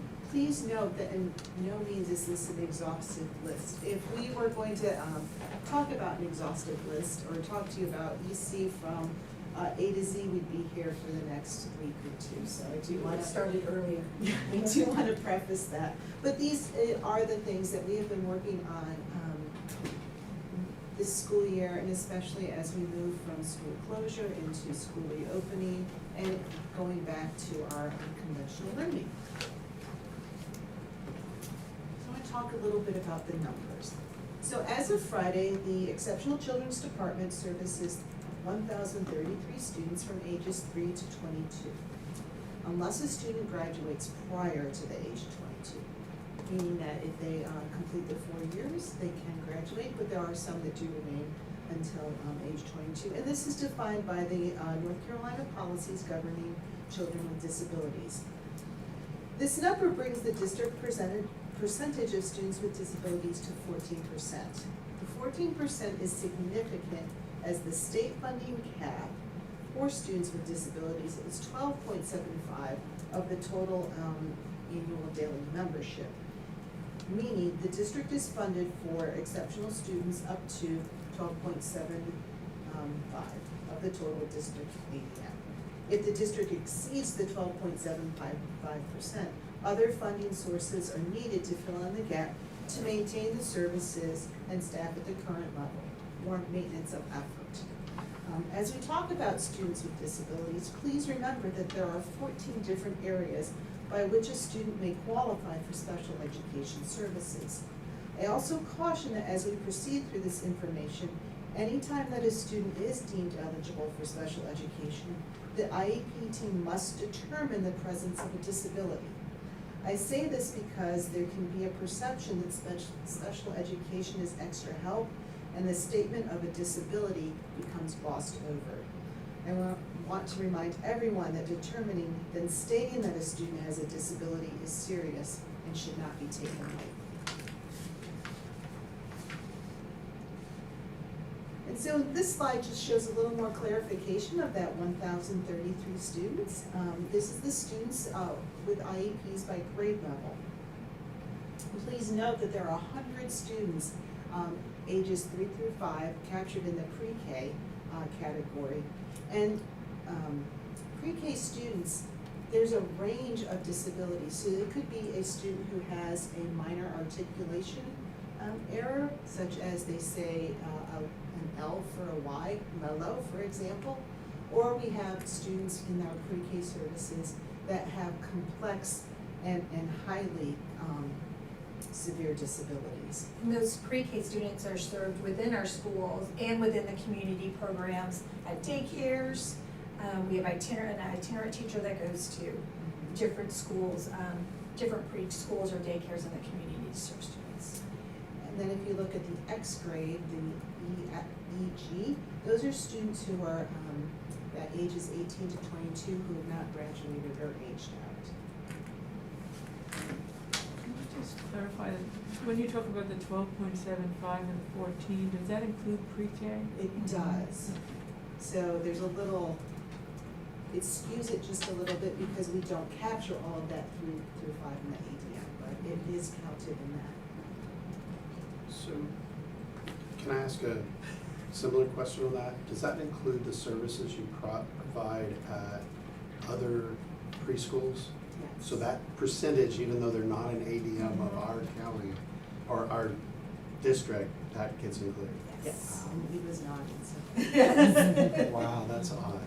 But, There's a budget conversation to Wow. be had in here, so. Well, and ultimately, they're Orange County School students. They will be. Right, they will be. They will So be. if we could intervene Yeah. early, right, that's always, a good idea, but, I see your point of, yeah, we have a teacher that goes to several daycares and centers. Looking like an educator. That's a place we're finding. And so now we take a look at our EC staff by the numbers. Currently, there's 140.8 EC staff, and that does not include our contracted staff. I want to highlight a few positions for you, or positions that have responsibilities that could be novel to you. So if you look at this, one of the things that falls under our purview is our bus monitors, and we have an EC transportation coordinator. She has been instrumental in making sure that our parents' phone calls are answered in a timely manner. Also getting students who are newly identified and who need transportation as a related service, that they are immediately routed and placed on a bus, and that we're not, the parents and families are not waiting for a week. So that is money well spent to have that transportation coordinator. Something that might be novel up here is an orientation and mobility specialist. An orientation and mobility is a related service for students who have visual impairments or are blind. This person not only assists the student in learning how to navigate the school environment, but is also charged with transferring those skills into the community. Additionally, the O&M specialist assists classroom teachers with environmental changes to support a safe environment. And Orange County Schools is lucky to have a contract agency that can provide these services, as well as providing the teacher of the visually impaired. I do want to state that many districts around us are missing, do not have a teacher of the visually impaired, and so we are incredibly lucky that we have that person. Physical therapy. Our physical therapist not only evaluates students for the need of physical therapy and provide the physical therapy services, but she provides a range of other services that you may not be aware of. The physical therapist in the school system also orders and maintains all of the adapted equipment. So Whitney Malibu, who's our PT, often has a little toolbox with her because she's going and she is physically fixing the equipment. But one of the other things she does is that she will consult with adults who are having workspace issues and will assess with the ergonomics. So making sure that we are all safe within the environment. I met with Whitney last Friday in JD with operations, talking about accessibility for playgrounds. Students in wheelchairs at Central and at Ethlyn, and how are those students going to be able to easily engage and play with their peers? So she is the person that brought that to our attention, and we met with JD, and there's or plan in progress. She knows the ADA kind of requirements for certain things. It's been very And helpful. the other thing that just, your statement brought up is she also makes sure that the evacu chairs are readily available and ready for our multi-story buildings, so that we have students who do have physical disabilities. Should there be a fire and the elevators are down, we're ready to go. She trains staff on positioning. I mean, the scope of a school-based PT is large and wide. But also, the PT assists families with maintenance of their wheelchairs, working through the vendors, setting up appointments, meeting the wheelchair expert at the school, and then she also assesses the safety of wheelchairs on the buses. And so one of our things such as brakes, she called me and said, you gotta get the brakes fixed on the wheelchair, or the student could potentially roll off. So her role is essential to students with disabilities. And then, this isn't a position, but it's something that I think is important, assistive technology. So assistive technology is a large part of the work of multiple people in the district. We do have an assistive technology team. It consists of 2 speech-language pathologists, 1 OT, and 1 teacher. And what they do is they go out and they can assess students. They will suggest particular assistive technology devices. And I could go on and on about like the types, but it could be a voice output device. It could be a Or board. Or board, yep. It's something that's very basic with maintenance, and not really you think of technology, but as pictures and ways for students to communicate. But I wanted to highlight this particular area because a lot of districts do have a dedicated assistive technology kind of coordinator person, and we just have, through the good grace of these folks, to help us out. So I do want to highlight their work. Thank you. Tonight we're going to talk to you about lots of topics, and these are some of the topics that we're going to highlight tonight, and is an area of focus for us now and as we move forward. And I'm excited to share with you the beginnings of our EC Parent Council.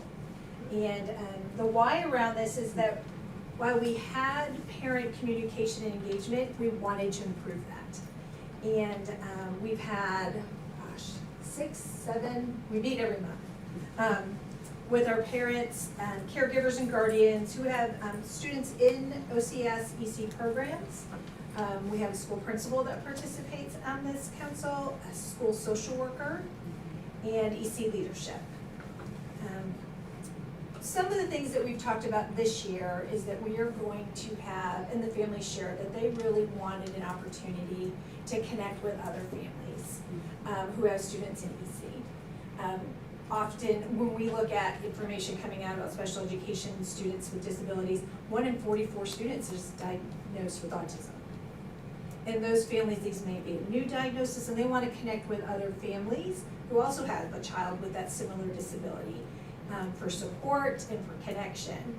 And so we have planned, and this is our, I don't know how to click on it in here, but this is our save the date for our family picnic hosted by our EC department. Ryan's going to take care of that. One of our parents created our save the date, and that will go out at the closer to the end of the year for our families.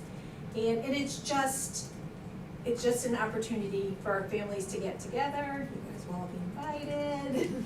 We're gonna have food trucks, we're gonna have music, it's gonna be a lot of fun, and give everyone kind of an opportunity to connect with each other. And one of the parents brought up was that her son can't often tell his mom who he played with at school. Just doesn't remember that, or doesn't ask the student's name. It's just a boy in my class. And she really wanted that opportunity to be able to meet that boy. Which boy is it? And to meet those parents.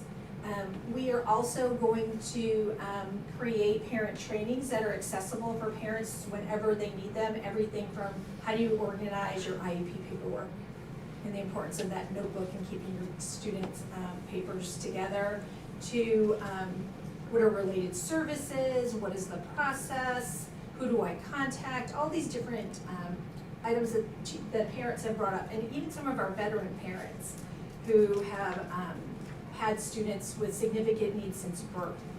have said, there's just some things I still don't know. And for new parents into the district and new parents of students that were recently identified. We've had guest speakers, Dr. Keeling came to speak with our parents. Our parents are passionate about ensuring that ability is part of our equity conversations. And that was a great discussion with her and our parents. It was a good night. Our next steps for this. Our growth with the EC Parent Council has been slow by design and request by the parents. We've added parents in as we've looked at the group and said, oh, you know, we have parents with children on extended content, and we have children with who are in general ed with autism that present different questions, and reading disabilities, and kind of pulling in a different kind of group of parents so that we have a nice cross section. So we're going to continue to build that team. Our next steps will be for our parents focus meeting with Rethink Education. And I'll be talking about that later. We're going to work on creating those training modules and discuss strategies for increasing parent participation, whether it's through membership drives or creating a listserv, but just building those connections. And if it means we continue to have more social events with food trucks, we're good with that too. But just giving opportunities for everyone to connect. Okay, meat and potatoes now. EC eligibility meetings. Schools continue to schedule eligibility meetings from referrals received during the COVID school closures and during remote learning, as well as additional new referrals for the school year. Some of the challenges that we faced during COVID, there was no forgiveness or grace period for IDEA during COVID. So some of those challenges for having timely evaluations completed were the social distancing requirements. So school psychologists with a barrier between them and a mask were sitting 3 or 4 feet away from a 5-year-old or 6-year-old to do an assessment. The masking requirements made it difficult for some of these phonics assessments and things where students may need to be looking at the evaluator's mouth to see what they're saying. Scheduling in-person evaluations while the students were remote, having parents having to bring them in at a scheduled time and making sure that psychologists, all the setup, everything was set up. Parental concern regarding safety. Before we fully opened, parents were not 100% comfortable sending their children in to be evaluated. We did have, one of the things that we did do was conduct online evaluations, but the parent, we needed to provide additional support to parents because they were essentially like the proctor during those assessments. So a response to those challenges were to contract with Presence Learning and Quantum Staffing for online evaluations. And this has been the most successful, oddly, at pre-K. It's been really great in pre-K with that observation, because their observations are a little bit different, their evaluations, and in middle school and high school. We hired a personal support person, the PSP, to support online evaluations. That person would get the room ready for the student to come in for that evaluation. They would ensure the student was coming at their designated time. They would help problem solve any kind of camera or technology issues the student may have. Prepare paperwork.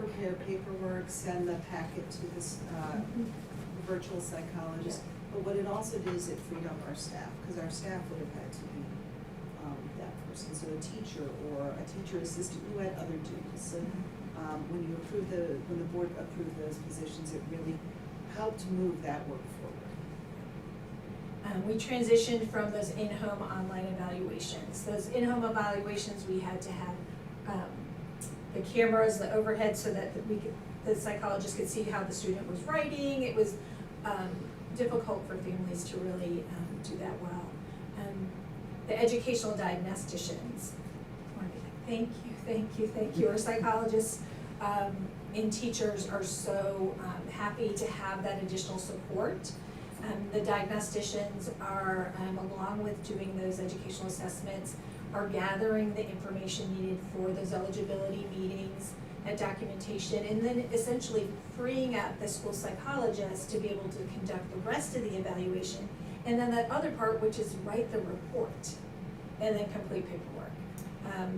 And we're starting to see them being able to see students. That was another piece of that. And so, we have a very enthusiastic young school psychologist at one of the schools, and she's like, bring them. I want to start doing this work. We've got another school psych who's starting to be able to get their heads above water so that they can do the work. And every time we interview or talk to a school psychologist, they're like, will I get to see students? And so now with the educational diagnosticians, the answer is yes, you will be able to see students. So we're able to have them support that SEL work and students with IEPs capacity. The last part is compensatory education for students determined initially eligible. So that's an initial placement for eligibility in EC, or special education services, that goes past the 90-day timeline. So your students need to be placed within 90 days. If there's a reason why the student is past that 90 days, those students and are eligible, they'll receive compensatory services. We've notified families regarding that and have run that primarily out of our office. And students will receive their services during summer scholars. The important distinguishing piece for compensatory education is these are students who have never received special education before. Students who are in the reevaluation process, and the reevaluation may be overdue, although we're not pleased with that, they are still receiving the provision of special education because they're IEP.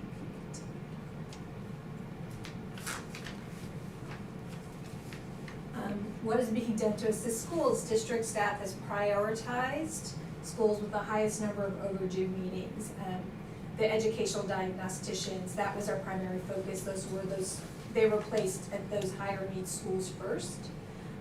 Also, our contracted school psychologists went to those high priority schools from the get-go. Central service staff, we have are assisting running with IEPs. Today I made a matrix, collaborating with an EC teacher who is having a meeting today. We are organizing the process, and we're meeting weekly with some of those schools that have higher levels of need to help the team maintain organization and keeping the ball moving. There's so many things that the teachers are managing, so being able to help them come up with a system that helps them get those meetings scheduled and communicating with the school psychologist has been very helpful. We have served as IEP team members as necessary, provided direct teacher support, like I had mentioned about helping a teacher with a matrix. And when there's multiple meetings that have to happen and there are only 2 administrators in the building that serve as LEA, we have also served as LEA so that we can continue to have those meetings, make sure that we're discussing the students' needs and moving that process forward. All right, and I'm going to talk about staffing ratio. So staffing has been one of the things that we've continued to focus on. And I also want to clarify that staffing ratio is another way to support teachers. So if you look at this, look at the chart, you can see the state ratio, and this is so it's a little technical. So you have a ratio of 1 teacher to 35 students. 35 students isn't the amount of students that I am seeing in a class at one time. That is the amount of IEP cases I am managing. So you can look that the state ratio for elementary is 1 to 35, middle school is 1 to 50, and high school is 1 to 50. If you think about that and all the amount of time between teaching and planning and writing, 50 IEPs is a lot. So my friends in Alamance, Durham, Chapel Hill, and Wake, we all got together and we're like, what are the ratios? What's your ratio in elementary school, middle school, high school? And as you can see, we are not the lowest, but we're not the highest. This in and of itself is one of the best recruiting tools, because I'm asked often in an interview for principals will say, what is our ratio? This is, I know it, you've probably heard, you will feel overwhelmed. This is a really manageable caseload. When I was teaching, my caseload was 1 to 22. For and I taught elementary school. And the requirements were the same. So again, the ratios we are solid. In order to keep those ratios, it's also funded because EC is dollar-based. If you look at the separate settings, so I want to talk about class sizes. In our separate settings, we talk about class sizes. So the state ratio for most of our extended content standards classrooms and our therapeutic classrooms, 8 students, 1 teacher, and 2 TAs. Right now, our therapeutic classrooms have less than 6 students, and that ratio is 6 students to 1 student to 1 TA. This does not mean that they cannot caseload more than 8 students. So there's, like in our pre-K, they may have 12 students on their caseload, but at no one time during the week do they have more than 8 students in their class. And that's just based on student service delivery time. Some students may come 3 days a week, some students 2 days a week, some students 5 days a week. But there's never more than 8 students in the classroom at a time to provide services for. And for our related services, the state ratio is, I should have put, let's see, that's my words. It's 1 provider to 50 students, and again, our highest caseload between our speech language pathologists, occupational therapists, or a physical therapist is no more than 1 to 45. And our, I will say our related service providers are very good at going through and reallocating, reshuffling, so that their caseloads stay manageable. And just from this chart, you can see we are well-staffed and more than compliant with state staffing ratios. I want to add that for our related service, because we'll talk about vacancies next, but for our related service in our separate settings, we have very, very low turnover. I think we, one speech pathologist, and I don't even know how many years, it might be 10, that we had a vacancy, and that was because the person retired. And in our separate setting, our extended content classrooms, particularly 1. So they are all pretty stable as far as staffing goes. And so just looking at vacancies, our largest number of vacancies this year was with our teacher assistants. 14 teacher assistants have turned over since August, and you can see that we've closed all but 5 of those vacancies. The same with the EC teacher vacancies. We've had 9 turnovers throughout the year, and currently there are 5 vacancies, and the same with our school psychologists. As you know, keeping a full staff in any area has been challenging this school year, and we were not immune to this challenge. As you can see, the staffing issues that the schools and the department faced over this year, as well as the assistance that we provided to schools from the district EC office. And so you can just see that in order to help schools manage the vacancies, we were subbing. I think 3 times a week I vet resumes and send them out to principals. We've offered to be partners in interviewing. I know that one of our program specialists, the principal said, I just can't get to this interview and the scheduling, and so she handled that whole interview process for him.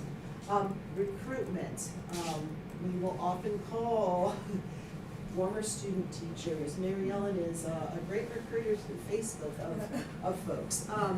We've provided It's all fair when it comes to recruitment. Staffing. Providing IEP support so that where there are vacancies, there are not lapsed IEPs. And Mary Ann Baldwin, who is one of our program specialists, and Drew Collins, they have sat and prepared multiple IEPs just to make sure that we are doing what's right for students. I think the most exciting thing to kind of preview on is that, throughout the school year, we've had 3.8 psychologists. I'm going to knock on wood here, but everything being good, there's going to be some recommendations coming, and I'm very excited.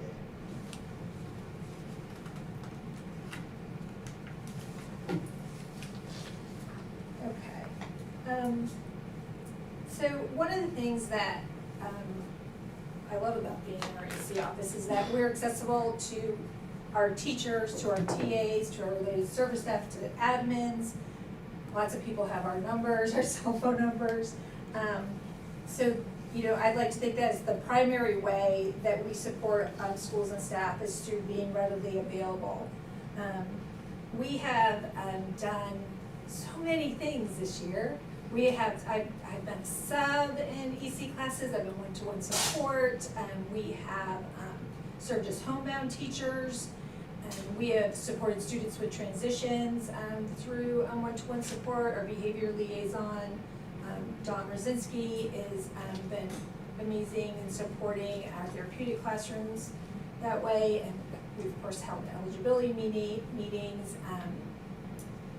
We continually customize problem solving. You know, they're, can you help us with this? Can I get some feedback, even just from EC teachers? Could you take a look at this and give me some feedback? And sometimes it's not always in person. It may be through Google Docs and replying in comments, but we are collaborating and working through some customized problem solving. We are in schools weekly. As the person that focuses a lot in elementary, my goal is to hit all my elementary schools every week. It's not anything, it may be anything more than, hey, how are you doing? Do you need anything? Or I've got your supplies.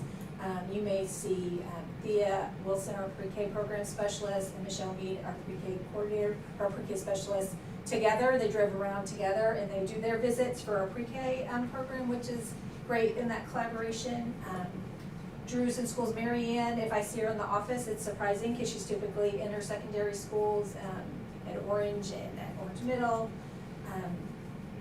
We are sometimes the primary parent contact to help facilitate IEP meetings. We do support with due process, if you want to talk a little bit more about that. So due process, that covers a lot. So there are times where we have attorney-involved cases. Or records requests, and any time we get a records request from an attorney, it triggers an internal process for us. Immediately, there is a review of the record, it's a meeting with the principal and the school team to see what can we put in place to fix the potential instructional and or compliance issues with the IEP. Typically, they are around the functional behavior assessment. We've seen a lot of that this year, more so around the functional behavior assessment and the behavior intervention plan. But this year, a little bit more, we've had a little more attorney involvement, which is atypical for us. I like to pride ourselves on the fact that if a parent calls or a team says, hey, something's not going real well here, can you look into it, that we're able to turn that tide. But this year, I think there's just a lot on everyone. And so some of the teachers' plates are a little bit full, and we haven't been able to get ahead of that. We've also worked with the FBA and BIP process, offered training on behavioral interventions, and then I wish that instruction was up at the top. And I'm going to talk a little bit about that, what we're doing to assess instruction, and then how to be able to plan for next year. But with all of the other needs that teachers and students have had this year, I wish I could say we could be the best instructional leaders we could be, but we had to care for our students and our staff in different ways this year. Our instruction, right before COVID, we had rolled out a lot of programming and training, and then with COVID, that wasn't something that transferred as easily. So, but we're moving forward, and we're gonna pick you back up. We're also providing lots of professional development on those programs, such as Trans Math and Fusion Reading. We also use corrective reading in elementary school, number worlds for our math instruction. We're working through behavior support systems and crisis prevention institute training. Our communication to schools and staff, we have monthly EC department chair meetings, and all of those are housed in Canvas, so EC chairs are able to go back and pull information to share with their PLC and their teams. We also have weekly educational diagnostician meetings. One-to-one meetings with principals. Some of our principals have scheduled monthly meetings with us to just kind of take a minute to kind of catch up on maybe a possible situation or student, or support with instruction or teacher needs. Monday message. which I pride myself on my memes. I find them amusing, and it might get me through those Monday messages. I can tell when people don't read them, because I don't get little notes back. But we do send out, and we keep things in there so that I could say, if a teacher asks me for homebound paperwork, I'm like, hey, go to your Monday message, it's in your Monday message, it's the third bullet down. And it's a nice way for us to be able to communicate with everyone. TAs get the Monday message, teachers, all of our folks, including school administrators, all get that Monday message. And so now we're bringing our presentation back around. So we started with something novel that we started this year, talked about some of the supports that we've put in place, some of the challenges with staffing. So now we're going to talk about continuous improvement and round out the presentation with our challenges and needs. So in terms of continuous improvement, there are two types of audits that special education departments need to look at. One is the confidential file audit, which is talking about the compliance with the federal, state, and local policies which drive our EC paperwork. Part of that audit also leads to improvements in our instructional and functional goals to meet each child's unique needs. Also, the compliance audits are a means of continuous improvement as they assist district EC staff to identify school-specific needs and global district needs. The most important part of the audit leads us to determine the fidelity of specially designed instruction and the implementation of the accommodations and modifications. Our process is to go school by school, audit 2 files per teacher or related service provider, debrief with the staff and principal, provide follow-up to assist with correcting errors, monitor the implementation of any needed corrections, and then the process starts again. So this is an ongoing process. Schools love when we say, hey, we're going to pull your files. But again, as long as we present it as, this is not punitive, and that's not what it's meant to be. It is meant to look at the professional development needs and assistance with compliance, instructional practices, materials, and or implementation of any of those. And we consistently see trends, right? The same kind of error at a school will be happening with multiple different case managers, and also exemplar work and examples also are happening in trends. And so this summer, with the addition again of the educational diagnosticians, more school psychologists, we're going to be able to bring together a larger team. And this team will be trained on the audit process and will assist with the planning and creating professional development to set schools up for a truly successful 2022-2023 school year. We use the same form that they use for the state level, so we're to audit from the state level. And then this is the study that I'm really excited about. So Research Triangle Institute has launched a study titled Rethink Education. As you see from the above bullet points, the goal is to assess the instructional experience of students with disabilities and multi-language learners. As I said, personally, I'm very excited about this study, as the questions that you see listed are the questions that district staff continually ask, principals ask, and teachers ask. The information developed from this study will incorporate the literacy audit and the equity audit to assist the EC district staff and ultimately schools improve the instruction for students with disabilities, leading to increased proficiency. We've started the work. It will, again, have the staff focus groups, the parent focus groups, the teacher observations. And I walked with one of the observers today. We saw exemplary teaching, and we saw teaching where we need to do some work. But again, that's what an audit's for. It is to work on the improvement. Could I just set some context? As board members, Thank you. You are aware of Rethink Education Initiative from the NC Department of Public Instruction, because I want to say earlier in the year, you were provided an update because we were part of cohort 1 of the state initiative, where our digital learning coaches and a number of our other facilitators participated all throughout this year in the blended learning model. And part of that initiative allowed us access to this free grant. And so we could not bypass this opportunity to dig deeper into getting a better understanding of why our EC students and our multilingual language learners are at the bottom of our tier of proficiency.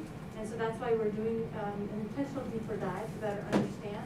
There are two groups that are hurting the most in their learning. And so that's why, while these questions focus for EC, because this is an EC update, please know that we're doing the same study for our multilingual language learners as well. So it's the Rethink Education, you'll have heard it before, you'll hear it again, because it's part of a state initiative as well. I just want to set that. Thank you. Yeah. All right, and then, whoops. Lastly, our strengths, challenges, and needs. So if you look at our strengths, we have a committed Orange County school staff. They're committed, they show up every day, and they are there for the students and families. We have still been able to provide some continued professional development, and we have a goal next year of no overdue meetings. That is the goal. And then connections to staff, like Mary Ellen, or like Ms. Golnick stated. A day doesn't go by where I've heard from 3 or 4 teachers, can you help me with this? Can you come problem solve with me? Can you talk me through this? It's not unheard of. It's not something that's unique, but it is unique as a strength to Orange County because through interviews, through talking with other teachers, I don't hear that same thing. So I do want to point that out. And then the last 2 strengths I want to highlight. EC department staff isn't good at promoting themselves. We just do our work. But I want to point out the expertise of the district EC staff in terms of how veteran the staff is. And especially for our lead occupational therapist, speech language pathologist, and PT, they are known as experts in their field. They're often called. Amanda Todd. They participate state level. State level. They Amanda Todd last year presented the ethics course for all of the OTs in the state. That is huge. We've had one of our OTs who was an adjunct professor. So there's all of this expertise that, and then folks just go about and do their work. Could you also share about your expertise? Because I know you're Veteran. I'm just gonna go there with that veteran. and I know it's great, but I think we also have to acknowledge that this veteran serves on The Directors Advisory Council with DPI. That's hard for me to talk about because it was an election by my peers. But the collaboration with DPI, other districts and local agencies, I talk about the Wake County, Alamance, Durham, Chapel Hill, Carborough. We are a tight group, and to be able to, and Nash Rocky Mount, forgot. We are a tight group, and the questions and the expertise that I'm able to tap in with them is amazing. Because you've got Wake County, the largest district in the state. You've got us, you've got Nash Rocky Mount. These are all leaders in the state. What is nice to know is that I can call Jill McKenna up in Wake, and she, like, I have this issue, and she's having the same issue, only on a much grander scale. So that network really helps us in Orange County, because I can get, Mary Ellen can call up any of these folks. It's just been one of the things that I think has been maybe not as highlighted, and I'm not, again, trying to do my own horn, but it is something that is really a benefit for Orange County and the students. The department still has needs. Our pre-K population continues to grow, and not so much in the number of students at the pre-K level, but again, the complexity of their disabilities, meaning that there's more students who may need to access a separate setting classroom. And I think lastly, the district as a whole needs to take a look at the distribution of the district's separate settings. I know that you saw in a board weekly update the distribution, and we have some schools that are very high and it's more so at elementary because of the pre-K classrooms. But there is one school that has, 2, 3, 4, 6 programs, and then there's a school that doesn't have any. And so we do need to look at that. And as our pre-K population grows and the severity of the needs, so is our elementary classroom need in terms of being able to support students around the extended content schedules. And we are placing students who are EC in our Title I blended pre-K classrooms. So we have separate setting for our more intensive needs, and then we have about 5 slots in each of those classrooms at New Hope, Pathway, Central, Efland, where we're placing, and we just run out of slots. We just run out of space. We run out of space. The other thing is that with pre-K, Thea Wilson and Michelle Mead have been instrumental in working and repairing the relationship with Head Start. And so they have now opened up their classroom for Additional their classrooms placements. for our additional placements. So with all of that, thank you for your time. I knew we would run over, but I do, we've not been able to give you an update on what we've been doing this year, and so thank you. And I'm sure you have questions, so. Thank you so much for this update, really appreciate it. I know we do have questions, we also don't have much time. Right, I'm very sorry. That's okay, and so, go ahead, Will, I know you have a question. Wow. So I have more of a comment and then a question that actually may not be for you. But so my comment is, I'm glad to see parent advisory, as you know, going forward. Yep. I would love to see this on the website as a separate item where you can easily see it, people can click on it and see it, because we're famous for having great things you can't find, so. Correct. Just teasing, but I think if we can do that, just like we've done with all of our other initiatives, it'll help. The second one is, when I first got on the board, there was this great discussion of the sensory playground at AL Standback. We allocated money, and Yes. I'm curious when we will see that shovel break the ground and get that sensory playground in place. It will be coming soon. We will keep you informed. It certainly is a project that has great enthusiasm and approval to do. Certainly with the pandemic, we've been behind on that project, but we have been in discussion with the school staff to make sure we're still on target with the scope of the project so that we can complete the design to get it finished. And like I said, we were hoping to have it done this past spring. Obviously, we missed that deadline, but we're still continuing to make sure it happens. And with the parent advisory, our parents slowed us down. Right. And I appreciate that because we wanted to go very fast. You're like, there's no way you can do that. Sometimes you have to go slow to go fast. Correct, and so, that was one of the things. So, I think the kind of the next is maybe we have an advisory for our executive board and then a full meeting. And so I think that's some of the things we will see coming up for next year. And I wanted to mention too, when I met with Whitney and I met with JD about the playgrounds, really, as we move forward and and I'm just gonna say this to y'all because the purse strings, really quick, but that we don't create separate playgrounds, that all of our playgrounds really going forward should be accessible, right? Because trying to problem solve around like how do we provide access to the student, really accessible playground equipment's out there, and that really should be how the direction we move in. Bonnie? Yeah, I have, so I'm dizzy. I know, it's a lot. And just so you know, this one thing that's really helped me is to appreciate the complexity of service that you're providing. It's not like 1,000 kids on the spectrum. We're all over the place. So thank you. This really helped. Oh, well, and thank you for acknowledging that because it is complex. It's really complex. So, and the other thing that it helps is there's a level of service on the front end, which is the referral and assessment and evaluation, and then there's the delivery of services.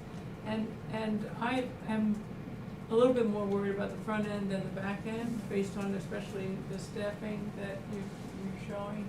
and I don't know if this is the time, but I would be curious how we're doing on the front end. And there's a third piece to that, and I worry about under-referral of certain categories of students, including, it's interesting, because ESL is not EC, but, do you know what I mean? So how many kids are getting ESL services that should be getting EC services, but we're not hearing about it? So as we look through multi-tier or system of support, that is a piece of this. So ultimately, part of that is that we don't want students to get to special education because of a myriad of different things.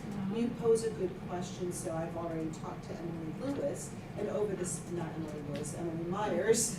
Emily's. Because in order to get to your question, it's gonna take studying the MTSS process in terms of how many students in that tier 3 are moving forward and how many are returning. And so there's a little more work to flesh that out, but I have heard your question, and so we will get back to you and look for an update maybe August, September. I don't wanna promise a date, but it is on the forefront because that is something we have to study. In terms of closing cases, so I will just say, I know that around the January, we were at a high of about 150 open cases, and we're down almost to under 80. So they're dropping, and in of those 80, a lot of the testing's been completed, it's just now getting the leaders rolling. Our lead psychologist, Chris Hatley, has said, goal is August, and I think we would be there. We have some schools that have none. We have 3 schools that have no overdue cases right now, so we're getting there. Thank you, it really was very informative, there's a lot of information in there, and I'm glad it's all in the presentation, we can go back and read it and have follow-up questions. You know where to find us. Yes, we do. So thank you very much. Thank you so much. Thank you.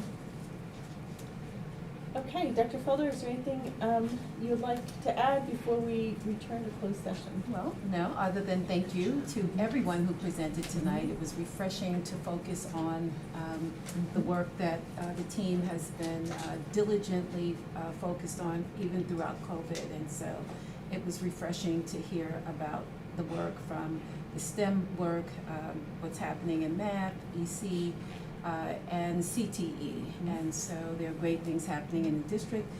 We certainly have a lot more work to do. There are challenges we have to overcome, but the work is happening, and I just thank everyone for their presentations tonight and what they're doing to improve outcomes for our children. Yeah, I agree with that. Thank you. Okay. Is there a motion to close? Yes, I do need a motion to return to closed session. I was gonna do it, but I don't have the pursuant to language in front of me, so. Do I need to read the pursuant language? Are you going back and waiting for the gavel? We're waiting. Well, yeah, we haven't done it yet. Oh, seems like. Oh, but you guys feel free to please. Yeah. Go ahead, Jeremy. I feel like we're getting close to delirious, but feel like you guys. Thank you both.